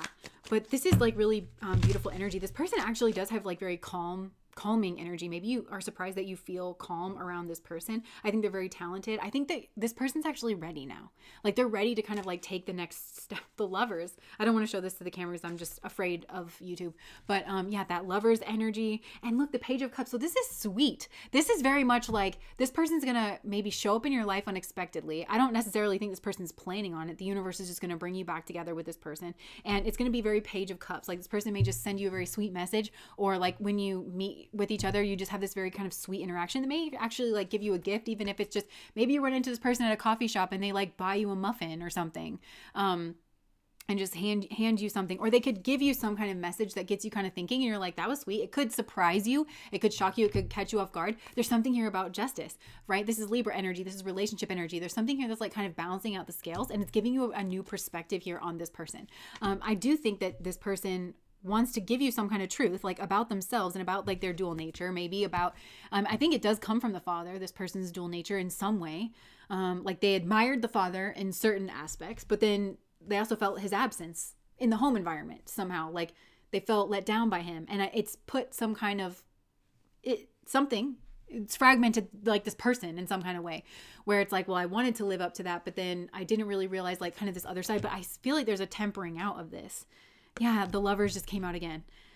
And Knight of Pentacles. So this person is going to be like probably in their routine. They're like, they're working really hard, one foot in front of the other. This person's like distinguishing themselves in one way. This person's like very, I just heard adept and astute. Like they're with it. Like this person's like very with it. They feel like very on their shit. Judgment. Yeah, they could have, this person could have gone through something in the past that looked like a tower moment, but it actually put them on track, like with their destiny, where this person was now in their 6 of Wands energy, and they maybe are starting to make a name for themselves, like in their career field or in their company. This person could have just gotten some kind of a promotion or something like that. And something has, ended for this person that was keeping them down and like keeping them in like not in their confidence. And like, okay, so I'm kind of seeing like this meet cute, right? Like where you kind of meet each other. Then maybe you add each other like on your socials or something, and you're looking at this. And like, I just see you kind of smiling like to yourself where you're like, oh, good for them. Like I think that you actually feel some level, it puts your soul at peace to know that this person's life has taken the trajectory that it has. And there's something here where the divine has stepped in to change kind of the wheel of fate. I also feel like this person might be outrunning something here from their past. And, they could have like an ex or something from their past that's very angry. But this person had to get away. They had to get away from some kind of karmic energy. To me, it feels like there's somebody here who like watches them. It's evil eye energy. Somebody here from their past is watching them get on their feet, move away from them probably. And they're very, very angry because they feel like they had the higher cup or something. But this person's like no longer taking it. They're actually taking the higher cup, which is allowing them to clear the air between the two of you and start something off here like between the two of you. Yeah, this person's in a defensive posture here to some kind of negative energy from their past. And it doesn't have to be an ex. I think for a lot of you it is, or it's it could be even like a former boss or like business associate here. But it's somebody they were in a routine with, and maybe in a routine like with children or something like that. And but it's so peaceful in this person's world, and I think you bring a lot of peace. This person also likes something that you do.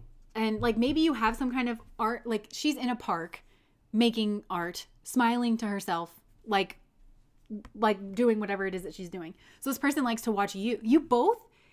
It brings both of you quite a bit of peace and contentment to see the other person, just to voyeur into the other person's life, like not in a creepy way.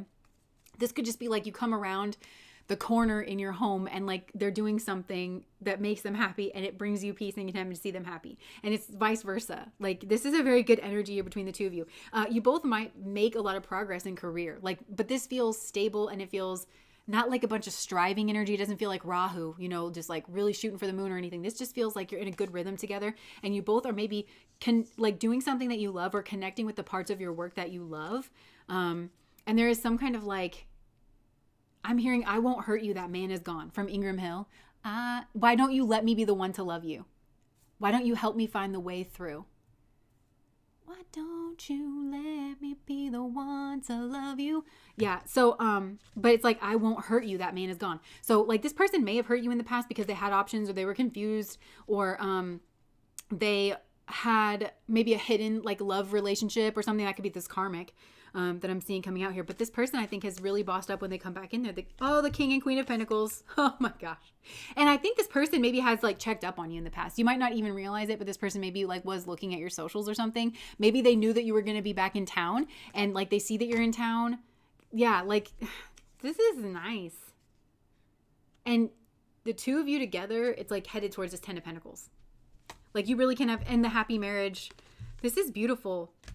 This is really beautiful energy. And there's a lot of sexual chemistry and a lot of sexual passion here as well, between the two of you. But yeah, this, I feel like you get an entire different impression of this person, either than you had before, or it's like when you first meet this person, because for some of you, this is going to be a new person. And it's like you're going to meet them maybe just like passing, and you're going to get one impression that is positive. But when this person's like around you, and if you go to their home, or like when they come to your home, or when you realize that they have kids or something, like it's going to bring out this entire other side that you actually really, really like, even though it's much different and you haven't seen them in that life. Or, okay, you maybe this person's like, oh, I didn't picture this for you, but actually I like it. Like this makes a lot of sense, you know? Yeah.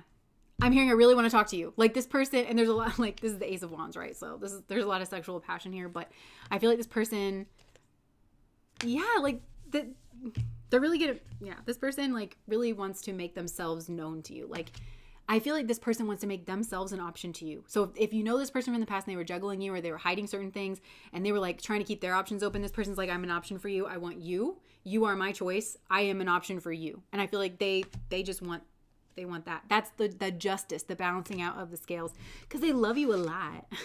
And that's the two sides of this person, the Ace of Wands and the Queen of Cups. There's a lot of love here. There's a lot of traditionality, but also this person's not afraid to surprise you. Like this is just like, I feel like, yeah. And I feel like you're this star energy. Like you're this person's hope. You're this person's like wish fulfillment. You're everything that this person's ever wanted. You bring a lot of healing, and there's something about you that's different or unique that actually ends up bringing a lot of healing into this person's life. Because I think that they might be having a similar experience with you. And this might also be healing a father wound, because maybe their father told them not to go after Aquarian types, like people who are different or something like that. But you are actually everything that they want in a person. So there's something about you that sticks out like a sore thumb. So maybe you're a different culture or a different race, or you're a different religion, or you are some way Aquarian, different. This even could be for some of you, like their father told them to go after somebody that was like traditional or nurturing, but you're like a scientist, and like you're trying, like you spend a lot of time in the lab trying to cure diseases or something, like, and you're everything this person has ever wanted, and it heals something in this person's soul. Like it really does. Like your difference is like a type of sanctuary here to this person. And I also think that there's some healing of like monetary issues between the two of you, and maybe some of you will end up working together. Yeah, you may end up changing like this person's mind or career path, or again, like you have this one skill set and they have this one skill set, and it doesn't, like goat yoga, right? It's like those two things on first blush don't sound like they go together, you know, where it's like, I'm a goat farmer. Oh, I'm a yoga teacher. And it's like, could we? Should we? I mean, yeah. And like, then it starts this, like everybody in your town is doing goat yoga, and then people are seeing it on Facebook, and then you kind of want to do goat yoga. And like, you know what I'm saying? It's something here like that. Yeah. And there's something here about like cutting loose from a judgment. Now, for some of you, this could be because maybe it could be you or them are like going through a divorce, but I just saw this person be like, like, bye. Because it was toxic. Whatever this person was in before, I do think it was like trash. It was not good. It was like corrosive. It was eroding. It wasn't built on the right things. It wasn't built on the right foundations. And it could have been like a big upheaval, even maybe with the father, you know, like the father's like, oh, you're supposed to be traditional. I don't care if you're being like abused, and if your kids are seeing it, I don't care. Like, just you stick it together or whatever. And this person's like, nah. Like this person's like, peace. Yeah. So, and maybe, yeah, they had to turn their back on some kind of, again, this is kind of going back to pile number 2, because they had to turn their back on something that I'm thinking it was religious, but it wasn't working for them. And it disenfranchised them. It left them out in the cold. So this person was expected to, or maybe this was you, like they were expected to like tolerate a lot of mistreatment and abuse just for the sake of piecing something together as a facade from the outside. But it was unhealthy, and it was hurting everybody that was involved. And this person knew that. And they are very traditional, and they did want to keep their family together or something like that. They wished that they could have that. But the truth is that it wasn't built on the right foundations to begin with. And you're either going to acknowledge that, or you're just going to perpetuate this suffering, you know? So I think this person had to stand up for themselves and what they felt like was right. And they almost had to make a stand against this father. And I'm hearing like, you know, padre, like a priest, you know, like it could be standing against the father and the establishment and like the priests, and saying this, as for me and my house, we need to do it this way. Kind of like that. And then you come in, and again, I kind of feel like maybe there would be some friction about that, but I don't really think it's about you. I actually think it's seen that you are a healer. And that I actually think that regardless of, because of how this person comes at you, okay, because they've had to disconnect with something that they feel like is traditional and that's upheld by their family, because this person has already severed that in their own way, and you come in and you're different somehow than what this person's family thinks that they should be with. Maybe you're younger, maybe you're from a different race, maybe you're from a different religion, whatever this happens to be. It's very readily seen the healing impact that you have on this person and that you have on the family, or that it's like the proof is in the pudding again, like with this kind of energy. And I'm seeing that scene from A Prince and Me, where his family, wherever they were from, some made up land, they felt like he should do certain things a certain way, but then he meets Julia Stiles, the protagonist, and she wants to be a doctor. She wants to be a working woman. She wants to, like, she's always wanted to be in Doctors Without Borders. So it's like, am I going to have to give up my dream? And he's like, am I going to have to let my family down? But the queen actually pulls her aside and she says, at first I thought you were going to be the death of us. But when that change is healthy and when that change helps turn a boy into a man, it's hard to argue with that. I feel like there's something here about the change that you bring. It's hard to argue with the effect that you have on this person and themselves, maybe as a father or in their family environment. Maybe this person's more present at home. Maybe they like left and they couldn't be around their family. You know, because there could be a secret resentment of their family because they were held to these standards that they didn't actually believe, and they didn't think that their family cared about them, because they didn't. On one level, they didn't. They were just like, get in line, shut up, suffer in silence like the rest of us. That's not a caring attitude. So like on the one hand, this person was resentful towards their family because they were like, you don't care about me. You just want to look good. You just want to look like you have it all. It doesn't matter if everybody in here is suffering in silence under the weight of all your bullshit. It doesn't matter to you, right? So I'm your sacrificial lamb. Like, there's a lot of resentment there. So now that that's kind of, the lid is blown wide open, ironically, I feel like it makes this person more tolerant, more able to tolerate being around their family. Because it's like the cat's out of the bag. Like, they can't argue with it. And then you being around, I think, again, it's like healing that. They feel seen. They feel like they have an advocate. Like, and it's seen, the difference in this person, that they're calm. They're more relaxed. They feel like they have more support. They're a different guy. I'm hearing they're a different guy, like when they're around you, in a good way. Oh, interesting. Yeah, that's his mom, or like maybe his dad. Like in the movie, it was the mom that was like, well, when that change is positive, but it just is coming from the family, and it might well be the mom. This person may be afraid that you don't fit into their family, but ironically, you're going to be kind of that final puzzle piece that like, oh, it like kind of, actually weirdly, you do fit there. Actually, you're kind of like the key that kind of gets everybody back on the same page, because this is a group that's pretending to be a group and they're pretending to be unified, but they're actually not really. And you actually kind of help them to actually get on the same page with each other. Because I do actually think that there's just disagreements of like the traditionality, this, you know, like when you're under that indoctrination, that heavy indoctrination where they don't actually focus on being a good person. They could care less. They're not actually focused on the human experience. They could care less. They make it about their culture. I've heard strong Christians talk about this. I do feel like shit is changing even within that. Like people are very, very loyal to the church. I've really recently heard a lot of conversations about, you know, I started to realize like what is truly biblical and what is this culture that we kind of overlay over everything biblical. And I think that we run into a problem when we have built a culture around our religion that is not actually rooted in the Bible. And then we hold everybody to this like kind of cultural expectation. I've heard these conversations kind of going on, right? So I think that is, you are helping to reflect like we should be focused on people, because Aquarius energy is that humanitarian energy too. It's like we should be focused. If it doesn't work for people, why are we clinging to it? What's the benefit of it? Why are you dying on this hill that is causing everyone to die on this hill? This is hurting everyone in your life, and yet you're calling it good. Make it make sense. You kind of highlight this or you're able to speak on it. Again, it's kind of reflecting pile number 2 a bit.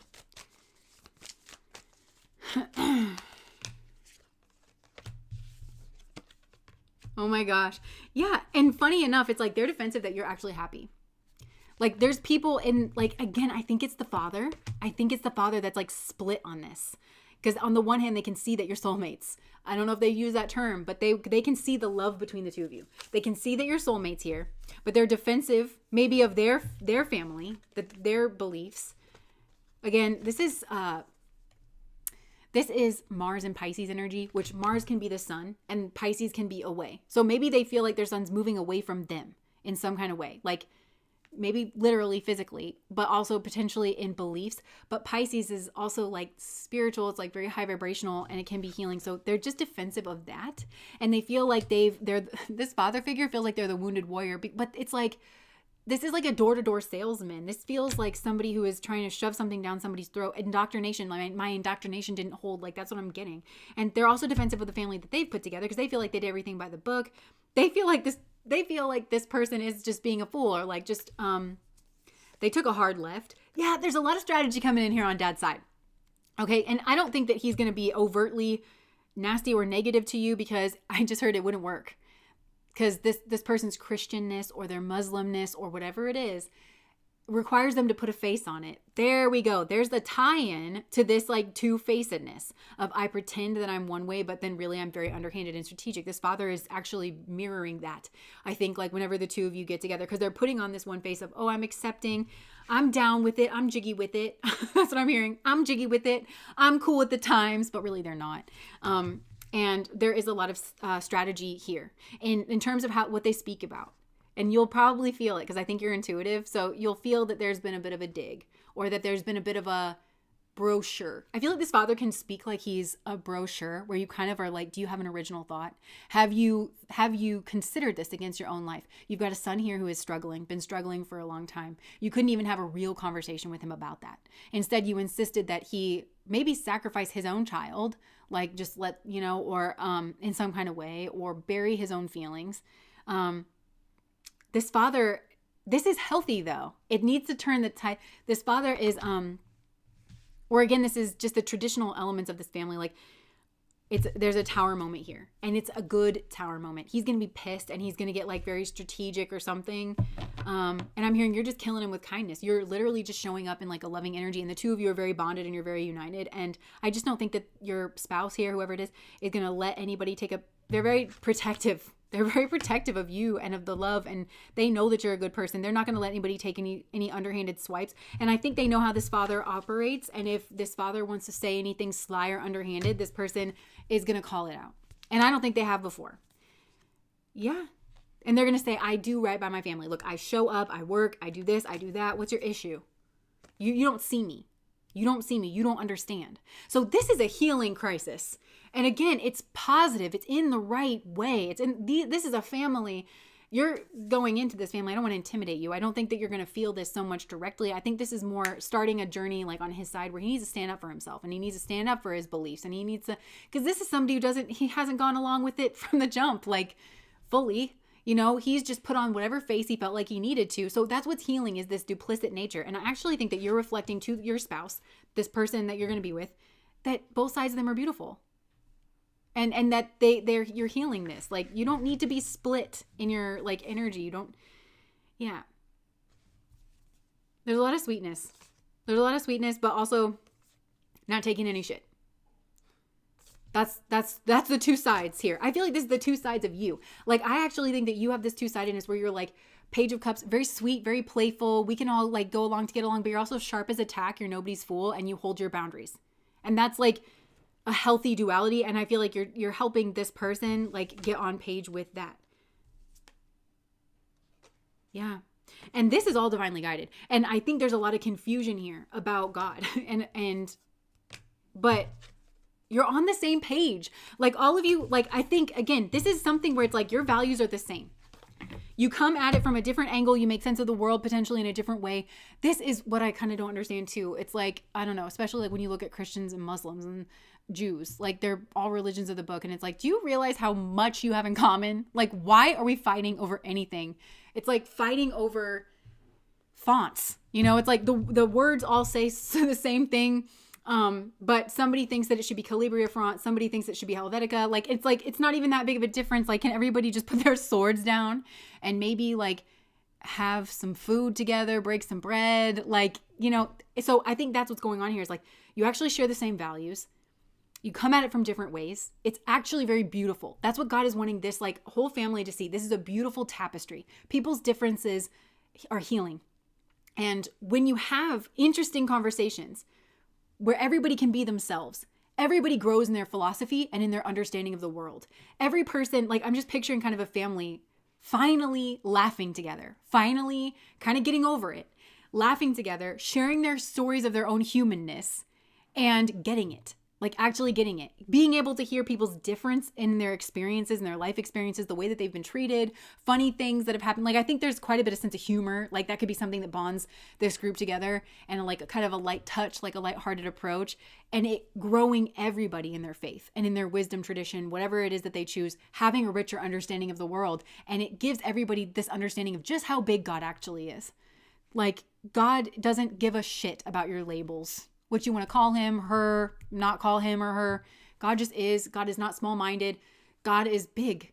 God is so big and so incontainable that it can express everything as God, like around you at all times. Confirmation. Right? That's what this is about. That's what this is about. So there could be something about you and this person that maybe seems very opposite. I think you're friends first, you and this person. I think you talk like friends. I think you razz each other like friends. I think you get at each other like friends. Again, I think that you have these like kind of opposing views, but weirdly they work together. Also, this has to do with your strengths and your weaknesses. Like you kind of have this opposite, but it works kind of an energy. People watching this, there's a curiosity. I just heard a morbid curiosity. At first, this family is going to think they have a morbid curiosity with what's going on here. It's actually very beautiful. It's actually like, they're just, you're interesting people doing something interesting.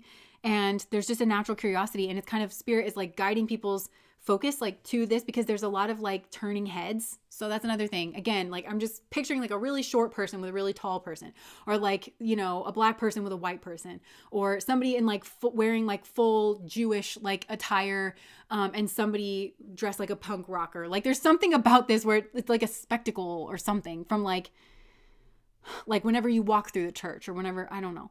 And it causes people to look, but you incarnate it in that way to cause people to look. But what they need, if they get distracted by that, and I think this is maybe a lesson with the two of you, there's a copacetic nature, regardless of what you look like or where you come, there's, can you see the sameness? Can you see that we're the same? Can you see the love? Can you see the handshake that's going on here? Like, this is very beautiful. And I feel calm in this pile. I think this person brings you, like, soothes your soul. In your home environment, you bring each other quite a sense of calm. And again, I think this person may be a father, and there's something that I'm just picturing you kind of just like, you know, you calm them. And I think you take things off of this person's plate too. Like, some of the chore, like, yeah, I'm just seeing, you know, microwave dinners or like whatever. Like, I just think you take certain things off of this person's plate. You just soothe them. You soothe them. You make the world make sense again. I'm just hearing, and they feel fine and accepted and seen and cared for, like when you're around. I think you kind of care for him or her, and it helps. I don't think this person's really felt that before. I think that they've just always been expected to like show up or do. And I think it might be weird, but natural. Like when both of you are kind of like, oh, you care about me and how I'm doing? You're asking me how my day went. You don't just expect me to put up or shut up, or like, even if though I'm like massively uncomfortable and I'm spinning all these other plates, you don't expect me to also do, you're not going to yell at me. This person almost expects to just be treated callously, and like they don't matter, or like nobody cares what they think, or like, but you do. There's a lot of calm, and you make space for this person in their family and in their home. It's a breath of fresh air. Beautiful.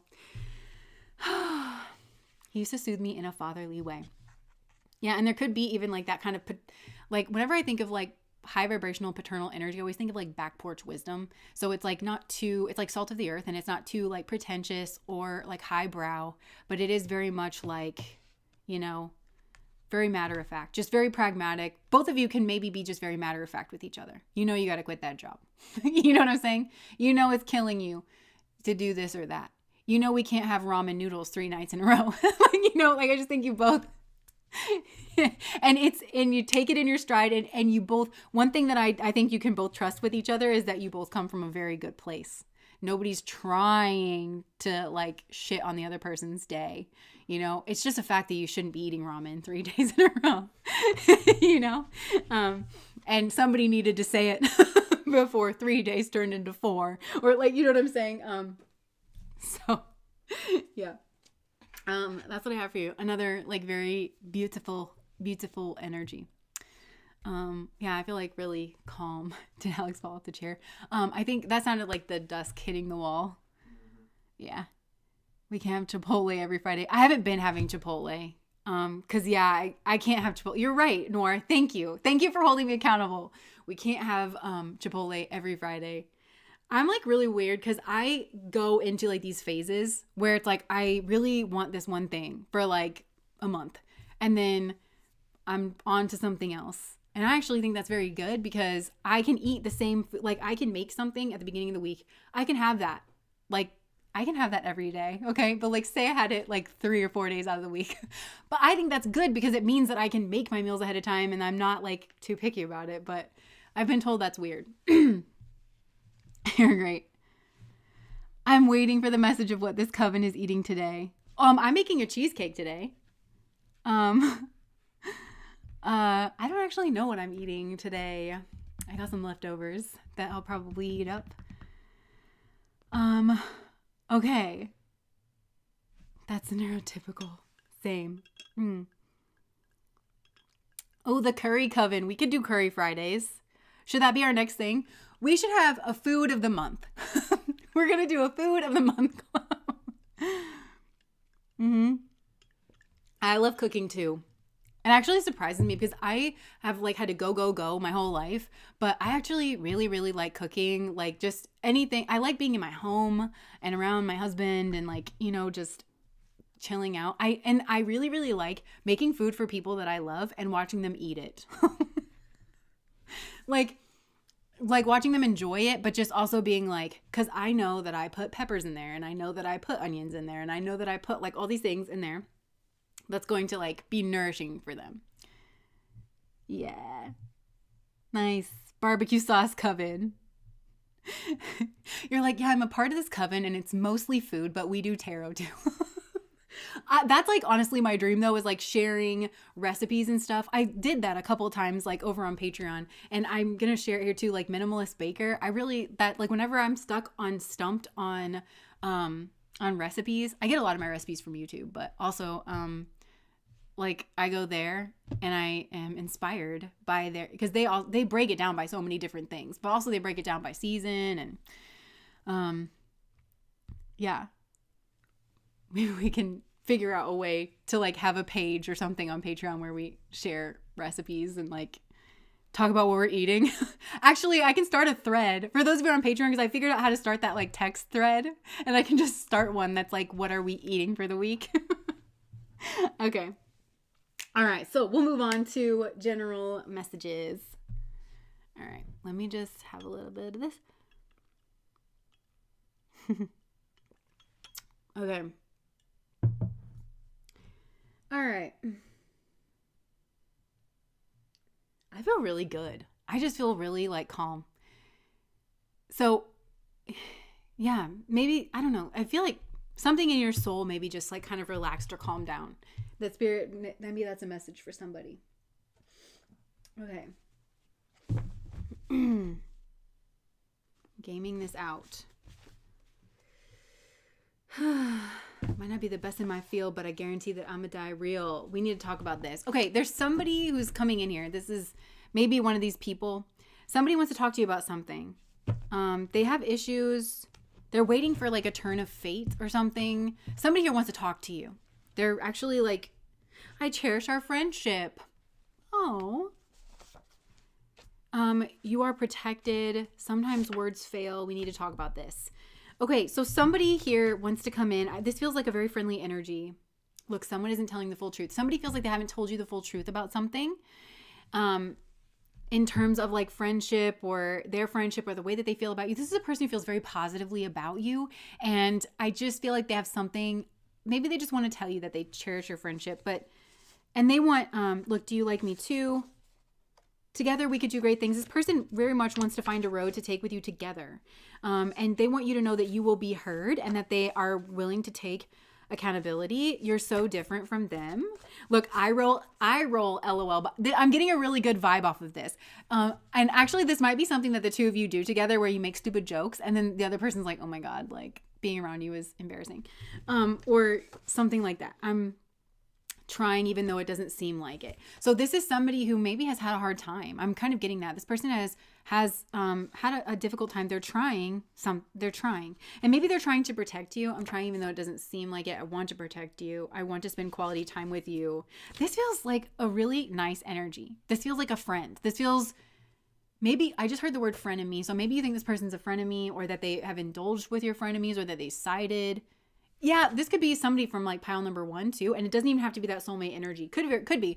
But this could also be somebody that was like a frenemy to you in the past or something. But they always really liked you, and they don't want to be a hypocrite. They realize that might sound hypocritical to you, that they actually really, really like you. I'm hearing like they just cherish your friendship. They favor you, but they recognize that there's been differences here. I think they might also realize that there's like a difference in your love languages, or how you express yourself, or how you kind of like go about things.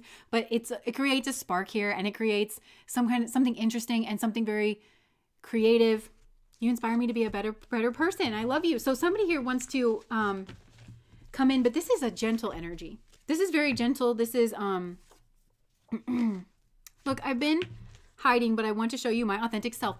You inspire, okay, this is linked with you inspire me to be a better person. And I think, I get this a lot, like in our little coven here, where it's like, you kind of inspire people to be their authentic self. You make it seem like less intimidating or cool or juicy, interesting, worthwhile. I think for a lot of people, you might be like the only person who's showed them genuine love and made them feel safe and like seen and accepted. Like you make people feel seen for their differences, but also like loved and accepted and cherished for those differences, where you're like, let's talk about that. Like, I just feel like you're kind of the person in your friend group where it's like nothing will shock you, where you're like, okay, cool. Being human is so weird, Like, yeah, like haven't you ever explored that? You might also encourage people, maybe you did this with this person, to follow their dreams, to explore their passions, or even like to explore something that they were interested in but nervous about. Like this could be anything from like changing their degree, or like adding on a minor to their major that they were interested in.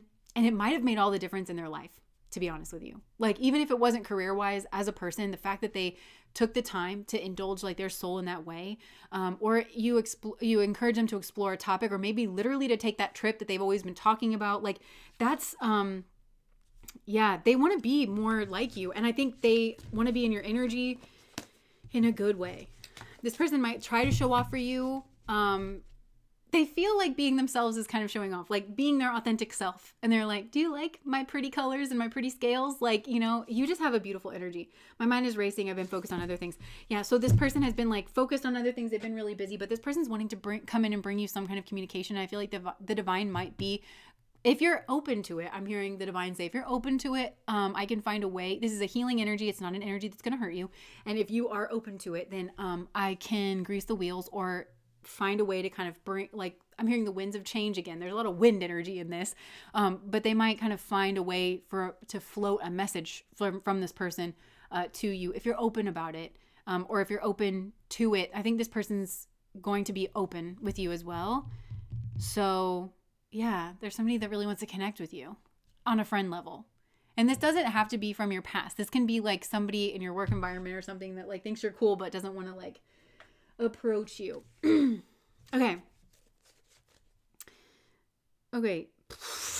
Okay, so go like 180 degree turnaround for some of you. Like Spirit is talking about a mother wound, and they're on that same old bullshit. So I think maybe Spirit's trying to protect you and say like, look, if like this mother energy, smothering or abandoning children, instilling guilt in children for becoming independent, and it came out in the reverse. So that feels bad.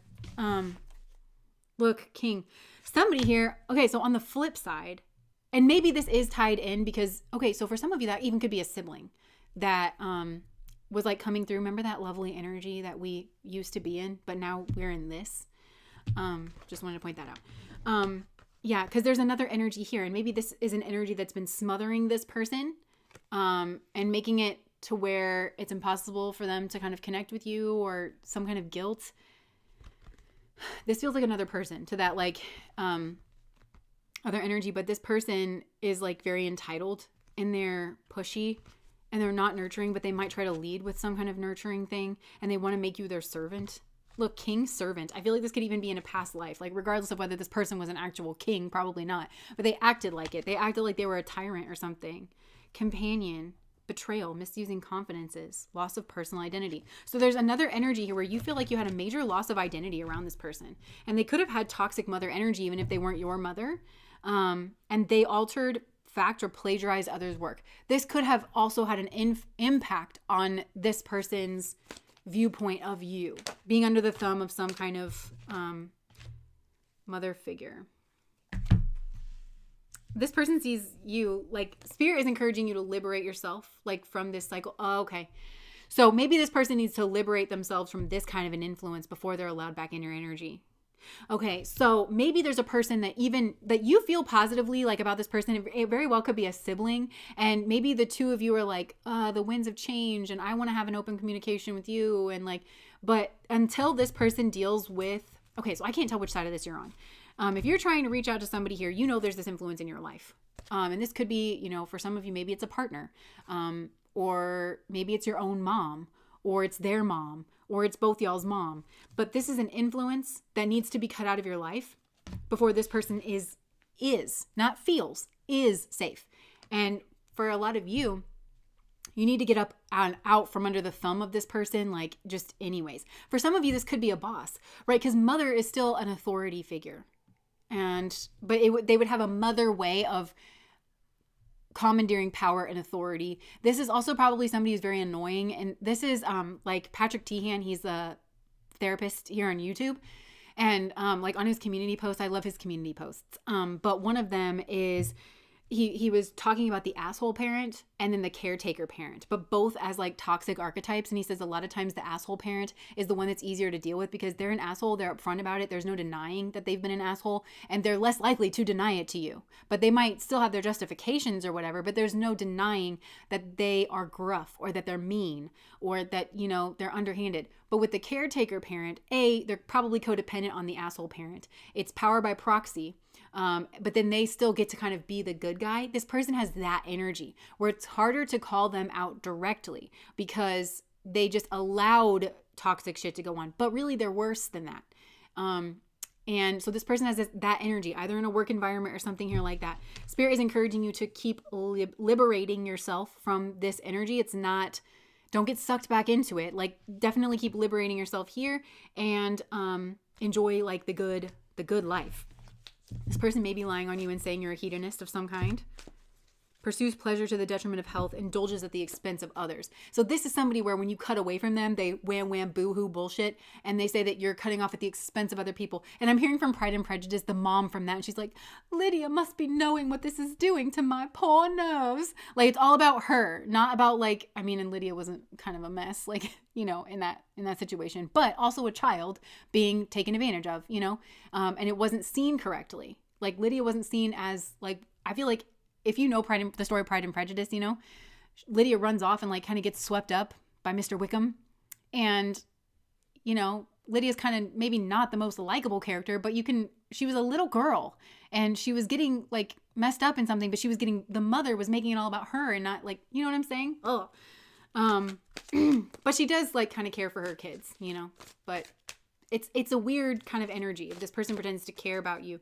So again, I don't know if you have this influence in your life, but you want to reach out here to somebody else. And Spirit is just making it very clear this is a nasty person, not just for the person that you're asking about, but for you as well. Karmically, you need to get out from under this person's thumb. You need to dedicate to transcending physical limits, or they're just saying that this person has done that. And so there needs to be a kind of a vibrational equality. And then once all of that is done and everybody's open to it, then like there is potential for the winds of change coming through. I think there's a lot of movies. Okay, whoa. Oh my gosh. Okay, so there's something here about the Samaritan energy, and it is actually a trauma response. Oh my God, that's what I'm getting. I'm getting somebody here, and it might be multiple people around this mother figure, because this mother figure is very good at baiting people into rescuing her, because she's the victim always. But actually, she's a persecutor, or she allows persecutorial energy to go on unchecked, where like she's the other adult in the household. Ma'am, grow a spine. Like, you know what I'm saying? So, but she's always the victim, but she's the other adults. So your children are the victims. Like, you know what I'm saying? But somebody here has a trauma response, is them being the Samaritan, them being the rescuer. And okay, so it says refining your capacity to help those who you would prefer to ignore. That's the mother ignoring the actual littles, like in the house, right? So there's an imbalance in that energy in her that her children then have to pick up the weight of, and then they become Samaritans. But if this is you and you have this Samaritan energy as a trauma response, you are the person you would prefer to ignore. Like you are the person you're constantly leaving out of equations. And it's kind of like the bodhisattva kind of like wound of, that's why at the end of all my spells, I say like for the highest and greatest good of all beings, including me, because I can forget that I'm a part of that equation. So it's like you could always be taking yourself out of the equation, you know, and like, well, that's what's best. I'm going to keep the peace for everybody else. And that is a trauma response. That is a trauma response that you kind of need to understand is a trauma response. It's not your personality. You're not a good person for doing it. It's actually keeping a lot of bullshit in place. And I actually feel like this is this mother here as well. For some of you, this mother is much more calculated than they're letting on. They kind of use that victim-y thing in order to bait people into rescuing so that they can persecute them again. Somebody here is very much onto it and has liberated themselves from that mess, and they do not engage with people who are wrapped up and pawns of that mess directly or indirectly. Do you know what I'm saying? So for some of you, it's a call to your own healing journey, but I think the heart of it is realizing that this is not who you are. Yes, you're a nice person. This is making you a doormat, but I think some of you have like attached your identity onto like, well, I'm always the person picking up the pieces. I'm always the person making nice. Here's a hard lesson for a lot of females and for a lot of, you know, heart-centered people. Making nice is not always the best response. It's not always the loving response, right? If the bad guys from World War II roll up in your political environment, you want to negotiate and make nice because you're just such a nice person? Or do you stand up and say, knock that off? Is that the actual nice thing, right? So there's something here where it's like, this is actually a trauma response. And I'm hearing it's like fawning. So fight, flight, freeze, or fawn. It's like a fawning response. And what you're doing is you're protecting yourself. And part of that protection is like making yourself invisible and making yourself a role. And your role is the peacemaker. But you're falling back on that in order to like kind of shirk responsibility or like, I'm out of this. I'm not involved in this, when everybody's kind of involved in this in their own way, either because they're anemic to the situation. They're not standing up to the people, because somebody needs to be made a stand against. This kind of is giving intervention energy. And I feel like this mother figure might be saying, oh, well, we need to stage an intervention with like this person who's actually maybe they can't articulate it, but they're liberating themselves. They're like lighting the way. Oh, well, because this person is indulging at the expense of other people. No, ma'am, that's you. What you're doing is called projection. And everybody here needs kind of to create this united front against this person to hold up the mirror and say, stop. You're not the victim here. It's not a cute look for you to blubber all around. It's just a way for this person also to put the spotlight on themselves in a way that they can control. They're trying to control everyone's responses to them. They're trying to, and because this person needs a more forceful response that they're trying to outrun by getting people to capitulate. It's gross. Pity. They want pity. They want to be seen as the victim, and they're not the victim. Thank you so much, Tasha, for the super chat. Oh, thank you. So everybody kind of needs to be like, this is who you are. They need this united front. That is the kindest thing that could happen to this human being. Why? They're going to hurt 15 other people on the regular as a methodical, systematized routine that this person has. I don't care if it's subconscious. I don't care if it's conscious. It amounts to the same thing. If it's subconscious, it needs to not be there. And there are adults involved in this that are complicit. Yeah, I'm hearing that word complicit. You have to stop complying with this energy. Somebody here is not a victim.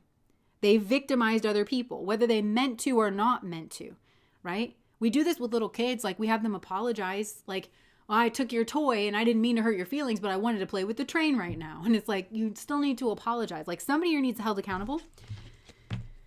And it's the best thing that could ever happen to them. And I also feel like everybody kind of walks on eggshells around this person because they're doing it on purpose. And some part of them knows what they're doing, but everybody's like, well, I don't want to upset this person because they've made themselves an emotional tyrant at the very least. Nobody should be putting up with this. And you need to kind of point the finger in the right direction because this is a human being. And I am hearing the word scapegoat, but the scapegoat will change, right? But really it's this person that's kind of causing all the problems. And so everybody needs to kind of unite in pointing their fingers back at this person and saying, stop causing a bunch of chaos and drama and weirdness. Like in this group of people, I'm hearing, I cut you off. I don't need your love because I already cried enough. I've been done. Yeah, it is a type of bullying. Look, father, the father energy that was coming out here. Okay, so this could be this pile number 3 energy. Remember I said they could have been going through a divorce or they could have some kind of massive judgment call. So this either is a mother in their family. So they could be like not talking to their family, or I just need space from my family because my father's a real asshole, but my mom just enables it and I can't be around it. So, right, like this person, and maybe they called this person out. So like they've made some kind of judgment call. So it could be the mom, or it could be, again, a partner, somebody that they did have children with, or there's like an age difference and it's more like mother, this person's more mom, or like maybe they have a mother wound that they're like replaying out. Like, I don't know. But there's this father energy, right? So they've had to get away from this. Dictatorial control, abuse of authority. But this is from a mother. Even if this is a man, it's through that corrupted mother nurturing energy. So this person is nurturing, but in a corrupted way, in a way that tries to get their hooks in people, in a way that is very tit for tat, in a way that is very quid pro quo of like, well, there's a subtext of like, well, I'll give you nurturing, or I'll be your mom or the mother of your children if you play by my terms. If you give up all of your self-respect and your self-sovereignty. And it's miserable. It's miserable. Yeah, poet. Ew. This person turns a lyric gift into negative or destructive effect. They talk about love and they talk about partnership. They may even like literature or poetry or something, or they're always like, but they have a fear of facing their own demons and actually realizing that they are like this kind of energy, right? So, and somebody here is the exorcist, where they're freeing themselves and others from destructive impulses. And potentially that's why they have a target on their back from this person. So again, I'm picking up on a situation here. Spirit is just like shining the lid on this. Know who is who in the zoo. Okay. You need to know who is who in the zoo here. We've got this toxic mother figure who could be a man. And this doesn't have to be familial. So it could literally be a mom, could be a partner, could be a boss. This person is in a position of authority, or they commandeer this is social maneuvering. Okay. So it's kind of reminding me of like old school feminine energy. If you ever watched Bridgerton, like the mom in Bridgerton, who is a lovely person for all we know. But she's also nobody to mess with. She wields feminine power very well, of like kind of, fanning the flames of certain stories to keep her children safe. She's doing it in a healthy way to keep her children safe, in that show, but this person does it to commandeer a position of social authority. So this is some kind of social authority, or they use that kind of corrupted mother force to commandeer a position of authority. They're an emotional tyrant. And this is a person where everybody feels like they've got to walk on eggshells because they don't want to like upset this person in a way that's going to make them cry. Because that's what I feel like it is. I feel like this isn't anger coming from this person. I feel like they've partnered up with somebody who is maybe that more explosive anger type person, but they are the crying person. So when you look at the two of them, somebody here might express their discomfort with the anger, but anger is a healthy emotion. This person, ooh, it's that kind of like, but this person is just, they're not being abused. They have a weird relationship with anger, and they'll cause everyone around them to have a weird relationship with anger. Because around a person like this, your anger is the only voice talking sense. You should be mad. This person does shit. They do fuck shit behind the scenes, this person. They start things. They start shit behind the scenes is what I'm hearing emotionally. Because this is a person who benefits from having people kind of confused or like turned against each other, but they can't look at themselves like that. I feel like this person is not able to like own that. They literally think their shit doesn't stink. Like this person really they buy their own bullshit. So this is a hard person to kind of crack through to, because they've just done such a good job of convincing others and like keeping themselves in this kind of protected position that they've started to buy their own shit. This person thinks that this behavior comes from a positive place within them. And so this is going to be a massive wake up call and a tower moment. But again, and it feels like an intervention. It feels like a lot of people in this person's life just being like, you're a bad person, like Stop with the crying. Like, no, just because he's mad at you, and this doesn't even have to just be like the father. This could be a brother. This could be, just because this person's mad at you doesn't mean that you're being abused. Just because the tone of voice in the room elevated, nobody's touching you. Nobody's like, this is just what this looks like. And you've induced this in another person. So there's like no accountability on this person's side, and they make you feel bad. So I think you might have learned from this person that if you do get angry, this is the way that they keep you disenfranchised. Because if you or anybody else gets angry, then you're the bad person automatically just for having a normal human emotion. And if you look at these two people and one's yelling and the other is crying, then your natural inclination is going to be like, whoa, whoa, whoa, whoa, whoa, back up, guy, or back up, girl, like whoever's yelling.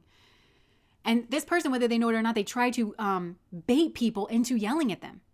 They do stuff that they know is going to make people mad, because then it puts them in the position of a victim, even though they're not. And this is a person who sort of gets off on people apologizing to them when they should not apologize to them. Look, saboteur. Oh God, can't make this up. The builder of the saboteur. This person is a saboteur. But it's subtle. It's subtle. And they like to get around energies that they think they can whip up or easily manipulate. And these are unassuming energies. These are energies that are just very straightforward. They would never imagine that somebody is like this way behind the scenes. They like to, because it helps them hide, right? This person is also like kind of non-committal in some kind of way. They don't know how to commit to a certain like path. This is also a person who like may change their identity quite a bit. It's like one, they're all into like, I don't know. They're all about their tennis club, and that's just all that they can do. And then they're all about their pottery club. This is not just, I'm a person and I'm a constant personality and I have these different interests and I like different things, but I'm still have this kind of strong sense of self that kind of permeates. No, this person, yeah. Queen and femme fatale. So this person may use their sexuality. This person's good at shutting off people's logic. So they'll use their like sexuality or something like to do this. Inappropriate use of sensuality, attachment to money and power. But I'm drawn to like the fan that she has over her face. Coquettish. Like hiding the fan. Also, I'm hearing the art of distraction. This person's very good at like the art of distraction, like, because the fan makes a lot of noise and it's like unexpected. And then, and then queen. They are queen. But they're very tactful and subtle about the way that they kind of go about this. And they become very arrogant when their authority is challenged. So even though this looks like pitiful energy, this person wants you to pity them. They're very controlling and demanding. They're very, very controlling and demanding. And so this would make sense why they partner up with somebody who's more overtly controlling and demanding, because they kind of mimic that. And so then they can kind of offload the responsibility like, well, they're just controlling and demanding. And it's like, ma'am, like grow some insight. Gambler. This person is a risk taker. They like to bait people into taking risks on them. Child nature. They might act like they like nature, but they have this tendency to abuse animals, people, and the environment. Like it doesn't feel settled around this person. You kind of always feel on edge. I feel like this is a person where your nervous system will pick up on it. Like before, because the clues, this is a person who's very polished, So this person, the context clues, the environmental clues, maybe don't give this person away. Like it looks like they're into nice like things, but your nervous system kind of knows that this person's not upright. Shapeshifter. Okay, so spirit is letting you know about this. So there's this person. So somebody wants to come back into your life. Somebody wants to have a conversation with you. Somebody wants to clear the air. This is a person who's still in the remit of this negative person in some way, whether this is a work environment and there's a boss that's very much like that. Or again, this is like having to do with a family. They need to separate themselves out from this influence before they can come back to your energy. So spirit's letting you know that this person is nice. They're well-intentioned. They're still very much under the thumb of a controlling, manipulative person, which means they're buying into their narcissistic delusions. Yeah. So this person will, they suck people into some kind of delusional fantasy of what is going on. This is a person who likes to tell people, you don't feel that way. You feel this way. They're the art of like diversions, this person and projection, this person. Okay. Cause also there's something with narcissists that's like really crazy. Cause like they'll say something to you about you and you're like, I'm not like that at all. You're like that. It's actually like weird. That's projection. And this person like sucks people into that delusion. And then they like to point fingers and say like, no, because there's enough doubt, like, or if you call them out on it, then they'll be like, and it's probably not in your nature to do so or something. They'll be like, but see, you're like, da da da da da, you know? There's also something, and it's not a perfect method, but I noticed this when I was a kid. I was like, sometimes like the only way to deal with a liar is to lie to them. Even if it's like lying and saying that you believe their bullshit, because otherwise they won't let up on it or something like that. The only way to deal with, a person who is, I don't know, it's like sometimes like you have to use that tactic, which is again, maybe why the two of you brought together, because you need to be more of a certain way. And again, I'm seeing that mom in Bridgerton where she was protecting her kids using that power by proxy, feminine power, because power by proxy isn't necessarily a bad thing. Sometimes you got to manage up, right? In your family system or in a work system. So there could be some message that spirit is, because I'm hearing like, you're potentially the exorcist here, right? You're freeing yourself and others of destructive influences, connections, and relationships. And it is sparking some kind of hero journey for this person that we were picking up on the beginning, who has a very sweet energy, who does want to make amends with you, who wants to have a conversation, who wants you back around, who wants you in their life, okay? But this person has to go on this journey of personal empowerment, and they need to stop escaping, and they need and saying. And there's a false sense of heroism. So they maybe they think about the life that they would have if they could break away from this person and their influence. And they think that they're a hero for staying because they believe in family. Well, if you believe in family, then you keep one together by ousting the influences that erode what family actually is. So there needs to be a shift on what keeping family together actually means. Does it mean we all just tolerate each other's bullshit, or does it mean we actually are a family? It's a functioning family. We do have each other's backs. We do listen to each other's problems, right? We all do feel like we have a place here, because this is a family that does not function, or this is a work environment that does not function. Okay, and it does feel very Bridgerton, very social politics, just to be able to navigate this. Don't pass this on to your kids. Don't make this the work environment. Like, you know what I'm saying? So somebody here needs to boss up and kind of, maybe they're the one, again, who's supposed to be shining this light in here and freeing themselves and others of destructive impulses. So I don't know. Spirit is letting you know this is going on, because I also feel like this bully energy wants to reach out to you as well. Also, you tend to intimidate other people just because you can see this and you've moved away from it. Literally, the act of that probably makes you public enemy number one to this person and projecting all over you, because you could only have done that if you are this, this, and that, right? Because it's a strong energy that you're in. So it's easy for this person to kind of corrupt that and say that you're aggressive or you're offensive, like you made an offensive move. When really this person it's actually a defensive move. It's a reaction to this person being the way that they are, that you've had to take an extreme measure. So it's extreme. So it's easy for this person to kind of paint that in a negative light, right? This person, they have a lot of fears here.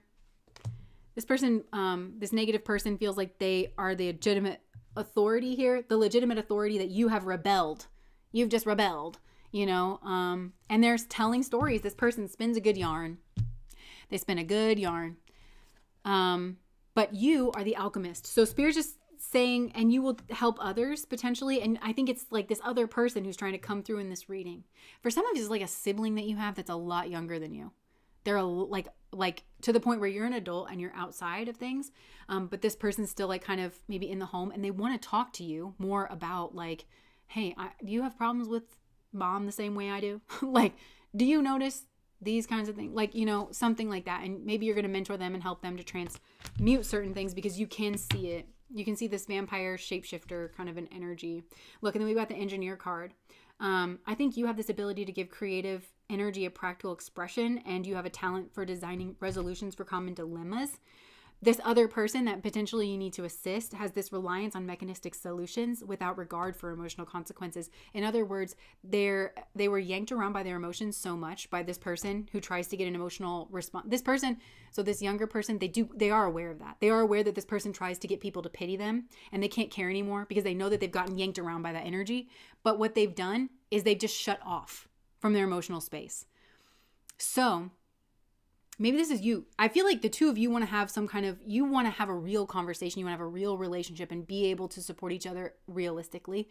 But you need to be able to give voice to the fact that you understand that mom, or whoever this nurturing, corrupted mother figure is, tries to get people to feel sorry for her when she's not the person who should be actually, I feel sorry for you. Are you okay? You've shut off your emotions. They need to see that because they're bolstered against something. So you kind of need to get on the same page. You need to get on side. You need to shine.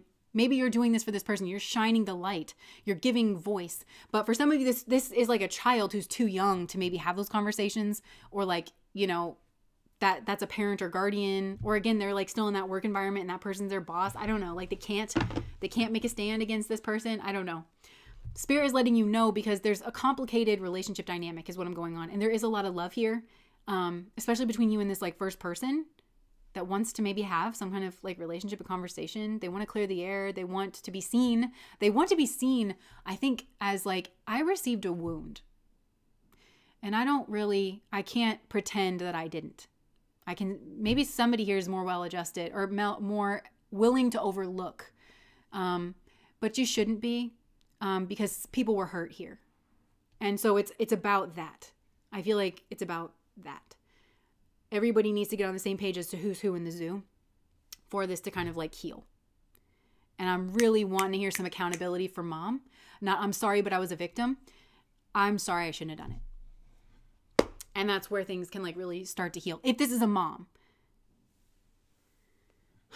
But some of these people, they're just really slippery fish. Really, really slippery fish. And they're good at it. And so getting everybody that needs to hold this person accountable to a critical mass where it's going to force a change in this person, that's a really difficult feat. And you might well realize it and have had to step away. So yeah, that's a part. Let me see like what advice Spirit has. The Hierophant has the key in this deck and it's a crow. It's a heads up energy so that you have the key. Okay. So there could be something that's going to pop off here. And Spirit's giving you this heads up energy. So you listen to Spirit and so you have the key to help make the situation better and to bring some kind of harmony into like this space. Because you're going to know what's really the problem. Yeah, because people get all stuck up in the web. People are tangled in their own webs here because this mother figure displaces. And so it gets people fucked in the head psychologically. And they can't even get their own way out. They can't be their own advocate because they have to feel sorry for her. You know, and so it's about like having the strength here and it's about like tempering the situation out to find a path forward to the truth and to cut away from this like binding kind of an energy, like whoever this is, it's actually causing quite a bit of problem. So this could come to the forefront soon. You're going to have the key that somebody here needs to be seen for the fact that just because you're not an overt tyrant asshole does not mean that you are not a tyrant. It has had a clear effect on this family, on this child. For some of you, it is a child. This child has shut off from their emotional space because you've latched onto it and you prey upon it. And when this person doesn't play into your emotional game, you take it out on them and you try to frame them like they're cold. They're not cold. We all know this is a kid. We all can see that this is a loving person. They deserve to be heard. You know, you need to have the key to actually bring the harmony here because somebody is like at somebody and they're transforming. This person's, oh God, I feel this so strongly. This person doesn't want to be mechanical. They want to connect to their emotional space. It's got to be, they're in some kind of transformation. So we can't be pointing the fingers at this person who's trying to transform. That's what I'm getting. But I feel like this was true for you. And you had to maybe get away from this. This could also link into pile number 2, where it's like somebody here just had to get away from it. They didn't know why they had to get away from it, but they knew that they had to get away from it because everything was shit. And they met the love of their life. They got a lot of validation. Pay it forward, right? So that's what I'm getting. Like there's something here there's something here that needs to be severed. A blockage that kind of like does need to be cleared so there can be genuine like union. And I just feel like this Spirit's giving you the heads up. And also, the Hierophant is somebody that listens directly to God. Do not listen to the rhetoric that's going on here. It's going to lead you astray because somebody's really good at it. Okay? Instead, listen to your intuition. Listen to the Hierophant. Listen. I'm hearing you'll know what to do. You'll know what to do. And you'll have the key to what can actually make this situation better. Because you're realizing here that somebody commandeers that tyrannical energy, but from a passive, sideways place. And you're going to go, what is that? Right?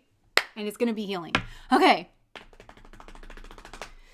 No, I understand, Damien. I know a lot of people like this too, where it's like, Which is, again, probably why it's like, it's stretching you maybe into a side of yourself that you're, but again, yeah. I just feel like there's something here where it's like all these people, like they're situated in their energy just a way that kind of keeps this going. So we got to break out of like whatever this is. She's a slippery electric eel. Good God. At the expense of my consciousness. This is definitely my sister. Thanks for the warning that this might happen again. Yeah. Covert tyrant a-hole, period. Yeah. I love the space. It's sacred that we meet here. Oh, nice. Yeah. So you may be called upon, but this isn't aggressive. And like I just told you too, like this is a person who, even if you just get strong and you get direct, this is a person who will feel victimized by that or try to get people on side that you were victimizing them. Or if you, yeah, that also could be what's going on with this other person. So if this person has outbursts, it's because they've been, a normal reaction just won't do around this person, but it's a scapegoat energy. Because if they just have a normal emotion, it's not heated. They're not crazy. Behavior does not exist in a vacuum. So they're not listened to because this other person just sucks all the pity out of the room. They're not treated softly. They're not treated gently. And so this person has learned, they think they're only, like this person, I don't think, because they feel cut off from their emotional space. So they haven't explored there. So they're not nuanced there. They're not adept there. But they want to be. They want to connect in with that space. They want a heart-centered self and future is what I'm hearing. But the only thing that they can think to do is maybe like get loud or get mechanistic. One of the two.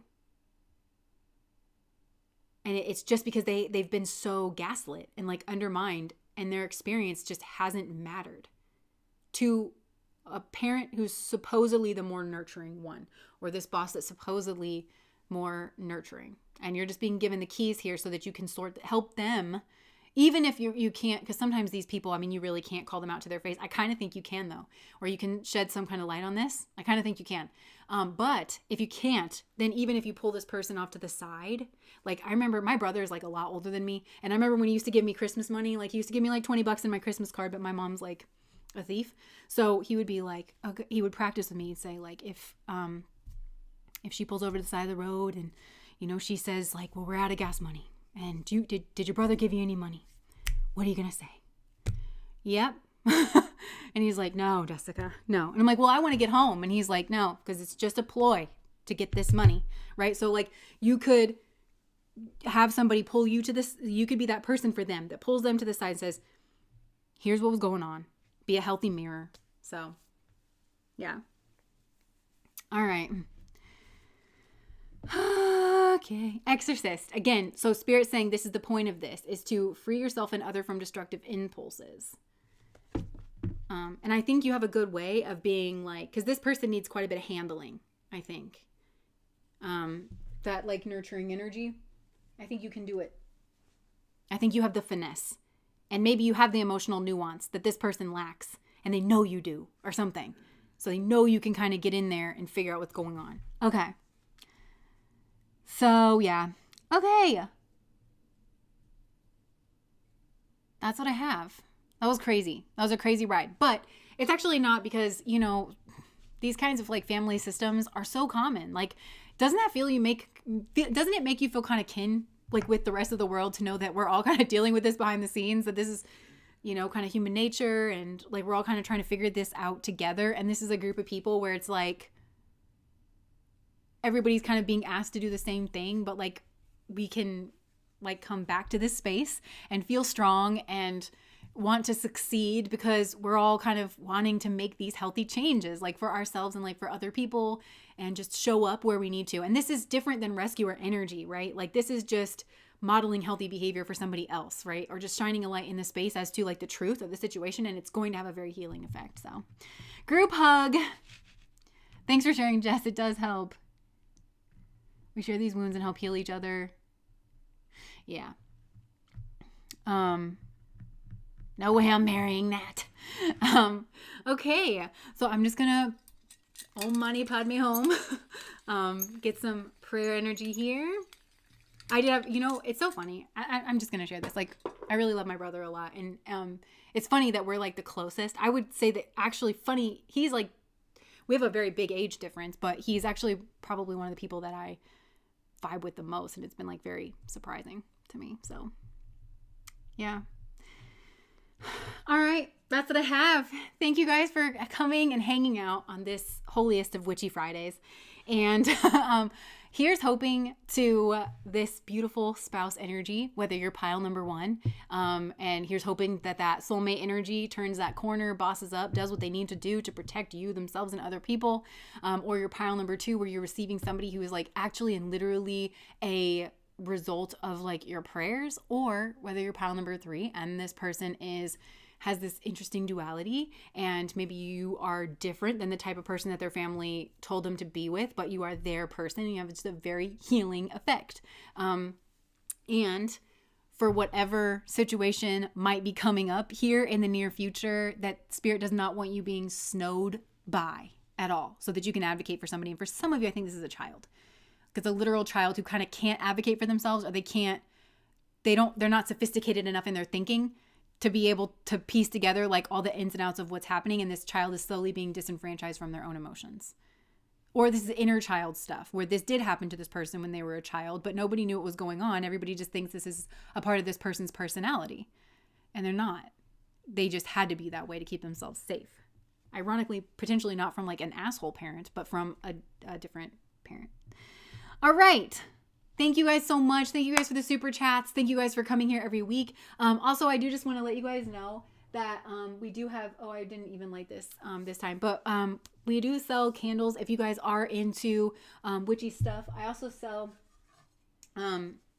we sell stuff that's like high quality if you are into doing like rituals for these kinds of things, just moving energy in your own life. So I'm just gonna it's gonna reflect the ring light. I'm sorry, but we sell this like mirror set that has a chalkboard back where you can write your intention or some kind of spell work, anything like that.